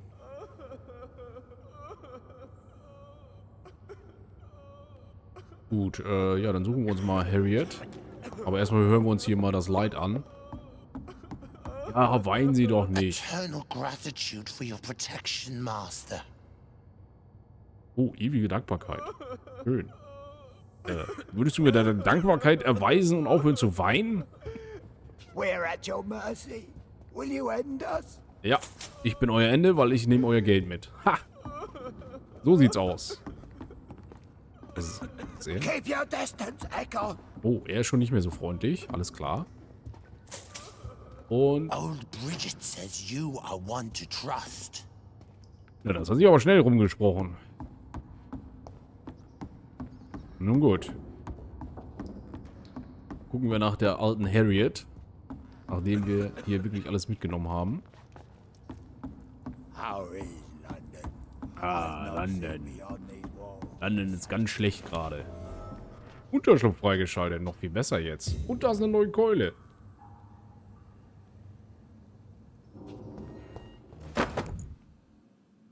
Eine gewöhnliche Keule. Wer hätte das gedacht? Was haben wir noch zu bieten? Nicht viel.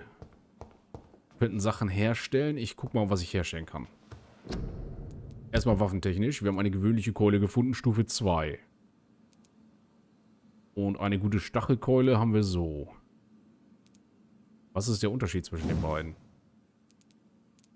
Gute Keule, hervorragende Keule. Gute Keule könnte ich herstellen tatsächlich. Das Problem ist, die Angriffsgeschwindigkeit ist echt mies, ne? Gut, hier habe ich auch ein bisschen gepimpt tatsächlich. Oh, gute Stachelkeule. Ich finde, die Stachelkeule ist am besten, ne? Ein langer und noch großer Holzstock, der Stacheldraht reißt das Fleisch auf, während dem Opfer die Knochen zertrümmert werden. Waffenfähigkeit parieren. Und hier ein metallversteckte Holzkeule, deren großer Griff ihre Benutzung erleichtern soll. Waffenfähigkeit Schock. Ja, nee. Nee. Das bringt uns noch nicht weiter, glaube ich, die Keule. Klar, die macht mehr Schaden, wenn ich sie leveln würde. Aber naja. Wo lang wir? Die Frage ist, level ich jetzt noch ein bisschen? Nee. Wir sparen uns das noch ein bisschen auf. Wir haben jetzt wieder ein bisschen EP gesammelt, aber das stört mich jetzt nicht. Okay, Harriet müsste hier irgendwo sein. Harriet? Sind Sie hier? Nein, sie ist unten. Okay. Da ist Harriet drin, das wissen wir jetzt. Okay, ich gucke hier trotzdem noch ein bisschen rum. Ich glaube, ich habe hier noch nicht alles angeguckt. Ah, da ist nichts. Hier ist ein Pfeil, warum auch immer. Ah, ein Trüchen. Alles mitnehmen, was geht. Okay, aber ich glaube, jetzt sind wir soweit durch. Sprechen wir den nochmal an. Also, das bist du. Alles klar. Liebe Dankbarkeit für deinen Schutz. Bla bla blub. Harriet, ich eile. Oh, sie hat einen Tresor. Der ist wichtig. Kräftigende Blutprobe. Und Opium. So, jetzt können wir mit Omi reden. Hello, Harriet. Do you recognize me? Yes, you were from the Pembroke Hospital. The young doctor. So full of secrets. I've so many questions I need to ask you, Harriet. If you would. I love questions. As for the answers, you may not like them. Okay, ich habe eine wichtige Frage. Wie fühlen Sie sich? How do you feel? I can't see. I can't move. My body's burning. I feel as if I'm dying over and over again. Haben Sie Schmerzen? Does the pain ever stop? It is not pain I feel. It's like I can't stop feeling every inch of my body. But at the same time, each muscle and bone is the wrong place. Have you tried to eat or drink something? People here tried to feed me, but I'm just not hungry. I don't have the strength. Das wird bestimmt wieder. Your room, the blood. What brought you to fake your death in such a gruesome fashion? To see if I would be mourned. Why flee with Sean Hampton? Oh, it's always a pleasure to see a saint fall to sin. But the coward still won't kill. Do you take pleasure in causing so much pain and sorrow? Nobody gave a damn about me. Not a tear shed. Poor Harriet. Always the discarded. Na gut. Why did you come here? And why not? This is where I live now. Leave me be. Will you respect old Bridget's wishes? Will you obey her? Bridget is kind. She only needs to keep me fed and I'll be good. So you desire to stay here? Yes, I'm with my own kind. Birds of a feather, so to speak. Poor Harriet. Always alone. Okay. Jetzt können wir die wichtige Frage stellen. I have a question of the utmost importance to ask. Will you answer? Questions, questions, questions. The good doctor, always searching for answers. Do you remember what you did after leaving the hospital? Did you kill anyone? First, a question from me. You answer first. Very well then. What do you want to know? Are you like me? Are you also dead? Ich bin kein Skal, ich ähnle Ihnen kein Stück. Wir sind beide untot. We are not dead, Harriet. Death no longer pertains to us. We are different. I like what I am. I truly do. I relish the pain that courses through me. I know you fled the hospital with Sean Hampton. Did you or Sean kill anyone in your flight? Anyone? Try and remember. I will not lie. I wanted blood, and I wanted revenge, and Sean pulled me from it, brought me here instead. But the shadows heard my prayers. The shadows killed that bastard. Wer war denn das? Who was that man? The one murdered in the street? He used to be my landlord. I lived here for many years before falling ill. Oh, he was an awful man. Disgusting and cruel. So cruel. Lügen Sie nicht? Shadows. Tell me what you saw.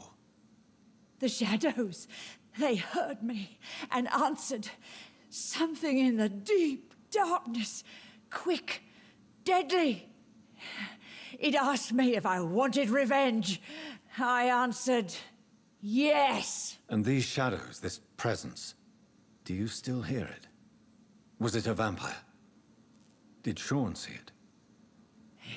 It spoke only to me, and now it is silent, but it is born of hatred. And it will kill again. And it hates you, Doctor. Oh, it hates you. What makes you say that? It whispered your name, Dr. Reed. It wanted to know who you were and where you went. Questions about me? What did you say? Nothing, Doctor. I said nothing. There was nothing it didn't already know. Oh, I'm tired now. Let me rest. Let me rest. No more questions, Dr. Reed. Let me rest now. Okay. Da geht nichts mehr. Gut. Da sucht jemand nach mich. Nach mir. Was war jetzt spooky? Was will sie hier? Have you found the answers you were looking for, young Ekon? There is too much left unanswered. So many questions. Get to know us. Spend time with us. And I may be willing to answer more questions. Okay. Warum hier leben? Wer bist du? Wie lange verbirgt ihr euch bereits? Your diction, your words. You do not carry yourself like most Skals I've encountered. True. I'm not like most Skals. Was ist denn mit dir passiert? You were once someone else. What happened to you? It is as sad as it is long, young Ekon, but it will remain mine. Schade. Can I be of service to you? We ask but one thing. Reveal to no one our secrets. Do not betray us. Okay, das kriege ich vielleicht hin, vielleicht auch nicht. What manner of creature is Harriet? She is different from everyone else. I really don't know. I'm not even certain she is a skull. I've no idea as to what blood made her. What is a Skal, in fact, in your honest opinion? The progeny of a vampire, disavowed by her maker. Perhaps a fruitless branch of a noble tree. A word used to enslave us. I cannot say. You mentioned that vampire blood has tremendous potency. You believe it to be stronger than your own? The vampire's sweet blood. That rich, dark wine that we crave. For it made us, and it can sustain us. I thank you for your time, madam. I must go back to Hampton now. Your kindness has been ample payment, Egon.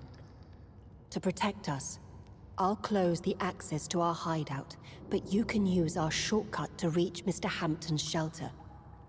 Just follow the arrows. Das ist aber nett. Warum hier leben? Why do you live here, amongst the filth and vermin? Live. Here we hide. What are you hiding from? From the guilt, the shame, from the hunters and the light. And of course, our past. Why don't you leave the city? Hide somewhere far from the guard of Priwen, the Ascalon Club. We are the Sewer Skulls. This is our domain. We have run as far as we can, and now we hide. Okay, alles klar. Dann wissen wir da auch Bescheid. Und dann das. For how long have you been in hiding here? Skulls have been hiding under London since vampires first entered the city. Where did you hide before the sewers? We claimed ancient tunnels, forgotten caverns, catacombs. We are skulls, groveling beneath the feet of our makers. Okay, perfekt. Auf Wiedersehen. Thank you, old Bridget. I hope we'll meet again. We will meet again. Ist sie vielleicht krank? Nein, sie ist gesund. Haben wir sonst noch Kranke hier? Unbekannt. Können wir die... Unbekannte, können wir die jetzt sprechen? You're smelling enticing. So sweet of blood. Ja, willst du mich haben, ne? Okay. Das war verstörend. So, folge den Pfeilen, hat sie gesagt. Geht hier ein Pfeil runter vielleicht? Nein. Dann gehen wir hier weiter. Ich brauche Pfeile. Wo sind meine Pfeile? Hallo? Ohne Pfeile geht hier gar nichts. Junge, Junge, Junge. Folge den Pfeilen, hat sie gesagt. Und jetzt bin ich einmal im Kreis gelaufen. So wird das aber nix. Naja, vielleicht können wir hier noch was klauen. Aber sicher doch. Zack. Urin und Schillinge. Alles für den Meister. Okay. Da wir hier nichts gefunden haben an Pfeil, sollte ich hier nochmal lang gehen. Da. So. Dann hier. Und dann geht's runter. Oder hoch. Ah, hoch. Guck mal, da ist der Pfeil. Siehst du wohl. Okay, hier haben sie auch eine Bar. Wie nett. Entschuldigung, ich möchte da an diese Schillinge gehen. Können Sie mich bitte an diese Schillinge ranlassen? Scheiße. Nur diese gierigen Kunden. Ah, nee.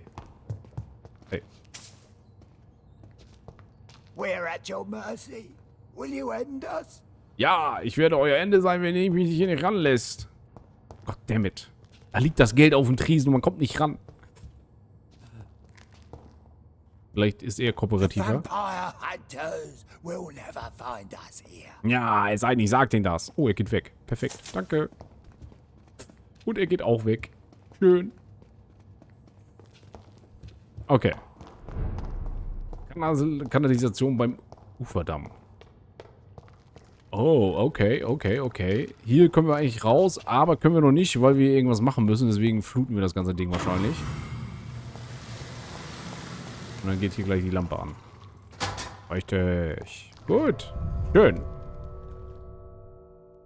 Wunderbar. Haben wir mal wieder ganz neue Seiten in dieser Stadt kennengelernt.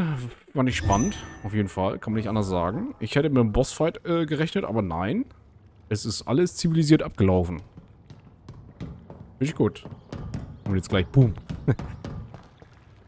So. Ja.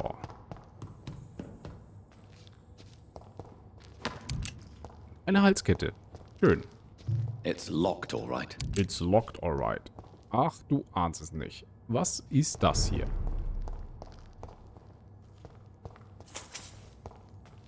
Wer oder was hat das hier zu verantworten?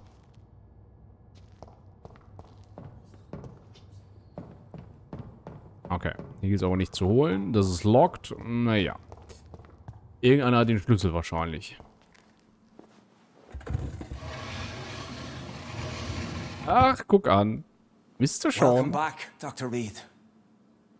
Would you like to take communion with me now? Naja. Are you eating raw flesh? It is the sacred flesh of the mortal lamb. Our Lord's bountiful transmutation for the sustenance of his believers.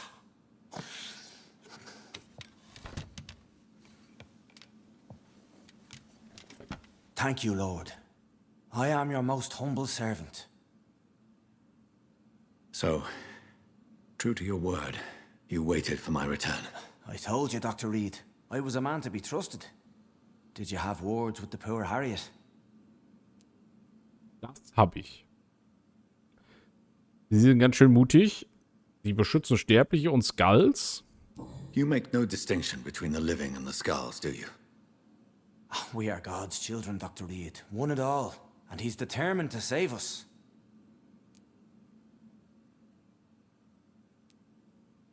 Harriet, Miss Jones, has been behaving in a most violent manner. She's going to need special attention. That's precisely the reason I brought her here. To meet old Bridget. She's the guide Harriet requires. Harriet is possessed by her hatred. You cannot let her roam free. She's dangerous. She has joined her own kind, Doctor. Old Bridget is a saint to the younger Skulls, guiding them to salvation and peaceful existence. I believe I've learned all I need to know. I'm certain you've killed no one, but one day I believe you'll cross the line.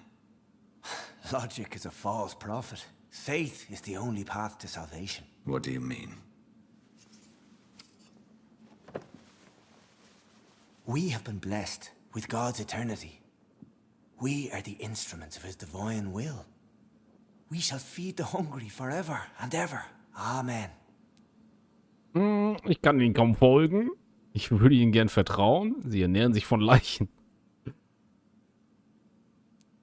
Let's simply agree that all are one and the same. In death, I mean. Give yourself over to God, Doctor.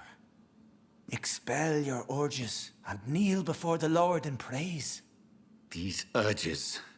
You know the hunger will never be satisfied. I've come to embrace the everlasting craving. I have sworn to feed only upon the flesh of the dead. It is now my sacrament. Take, eat. This is my body. So saith the Lord. Sehr strange. Verschonen, ich beneide Sie um den Frieden, den Sie gefunden haben. Aussaugen, ich traue Ihnen nicht. Da hätte ich noch einen Hinweis benötigt. Für die Option. Ja, aber aussaugen, warum? Der ist so ein guter Mann. Also, der ist ja meine gute Verbindung hierher. Ich verschone ihn mal. I believe you, Sean.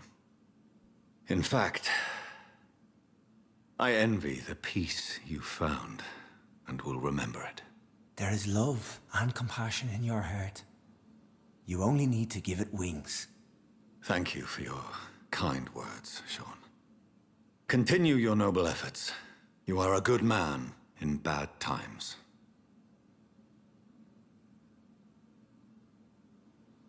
Keep to the light, my friend. Like all my flock, you have a home here. Anytime you're in the neighborhood.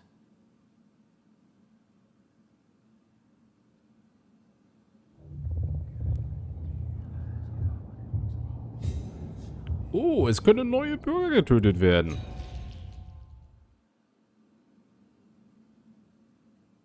Ich habe eine höhere Bandenstufe erreicht. Cool. Ist das denn so richtig? Ja, Stufe 3. Gut. Für Stufe 3 habe ich niemanden im Blick, tatsächlich, bis jetzt. Mal schauen. Wer schreit hier? Another corpse thrown in the streets. Someone's playing a very sick game. Was ist hier schon wieder los? Kollege, berichten Sie. Good evening, Mr. Throgmorton. Dr. Reed, can I be of any assistance? Have you noticed anything suspicious lately? Ja, sie habe ich gesehen. Did you see what happened to him? Actually, yes. He was thrown from the roof like a vulgar log. Who could have done that? Who? Well, a vampire, of course. Look, bite marks on the neck and lacerations here. There is definitely a vampire close by. Okay. Sind Sie denn verängstigt? Why is it that you sound so afraid? You didn't see it. He was dead before he hit the ground. The strength required to do such a thing, well, it beggars belief. Okay. Ist er denn noch gesund oder ist er... Er ist erschöpft. Ich hab da was für Sie, Do you Mr. need my medical attention, sir? Actually, I may. In my line of work, I have to stop at any sign of infection. Treating a vampire hunter's wounds is certainly a first for me. I'm happy to help you, of course. Thank you, Dr. Reed. Your support means a lot. Sag das nicht, Kollege. Wenn ich Level 4 erreicht habe, bist du einer der Kandidaten. Haben wir noch persönliche Fragen an ihn? Nein, haben wir nicht. Haben wir das Leben in London? Haben wir auch nicht. Also auf Wiedersehen. Sagt auf Wiedersehen. Goodbye. And good hunting, Mr. Throckmorton. Good hunting, nicht wahr? Solange sie mich nicht finden, ist alles gut. So, hier müssen wir untersuchen. Überprüfe die Leiche. Wer ist er überhaupt? Kennen wir den? I know this brooch. This is my mother's. A birthday gift from father. Nein. Alte Brosche.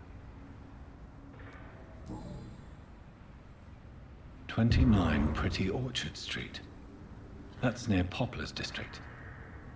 Why would this man carry off my mother's brooch? I must go there. I must go there. Finde im Bezirk die Wohnung des Mannes, durchsuche die Wohnung. Ja. Ist aber weiter weg. Das sparen wir uns fürs nächste Mal auf. Ich gucke jetzt nochmal, dass ich hier einmal leveln gehe. Ich glaube, die Richtung war mein Unterschlupf, nicht wahr? Korrekt, da sehe ich ihn. Cool. Einmal da oben hin. Schwuppdiwupp. Oh, warte mal, da unten waren noch Ratten, ne? Lecker Ratten. I can't believe I'm doing this. Doch, ich kann das glauben. This is despicable.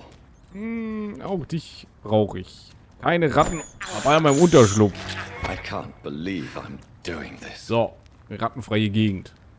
Bis jetzt. Okay, einmal da rein. Schwuppdiwupp. Dann sind wir hier drin. Und ja.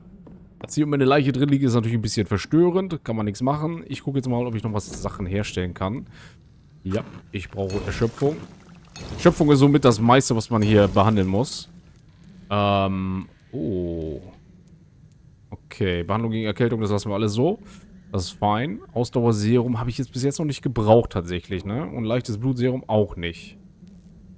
Okay, hier haben wir noch was zum Analysieren. Oh, das ist nice.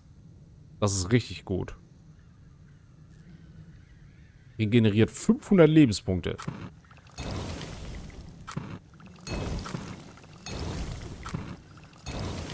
Halt die Frage, wie wir das auswählen können, ne? Ich guck mal nachher, wie das funktionieren könnte. Was haben wir hier? Ein Giselles Dolch. Nahkampfwaffe für die linke Hand. Okay, das wäre auf jeden Fall eine super Sache, wenn wir da einhändig vorangehen, ne? Können wir die Machete noch leveln? Nein, anscheinend nicht. Das ist ja auch ein bisschen kacke, ne? Machete wäre nice. Abgenutzter Knüppel, da geht auf jeden Fall noch was. Der Knüppel kann richtig vorangehen. Ja. Aber da fehlen mir auch noch Sachen, ne?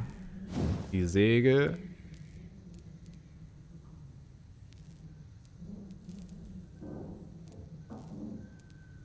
Ja. Okay. Oh, wir haben hier eine gewöhnliche Parabellum-Pistole. Okay, die habe ich auch noch nicht gesehen. Haben wir noch Sachen, die wir zerlegen können? Ja, theoretisch schon. Gut, dann jetzt einmal hier reingucken. Da. Und jetzt gucken wir mal, wie wir die Serien bekommen. Ändern. Und dann das hier, ne? Zack. Perfekt. Gut. Schön, schön, schön. Dann können wir noch ein bisschen leveln. Ein bisschen.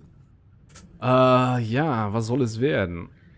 Ich will ja eigentlich den Schattennebel nochmal reinleveln und ich müsste ihn auch mal ausrüsten wieder. Da brauche ich 3000 Punkte für. Crazy shit.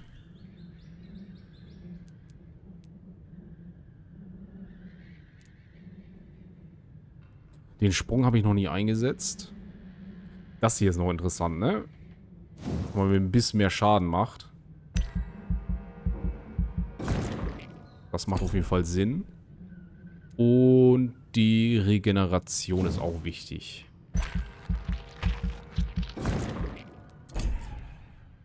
Gut, jetzt sind wir Level 20. Das ist schon mal nice.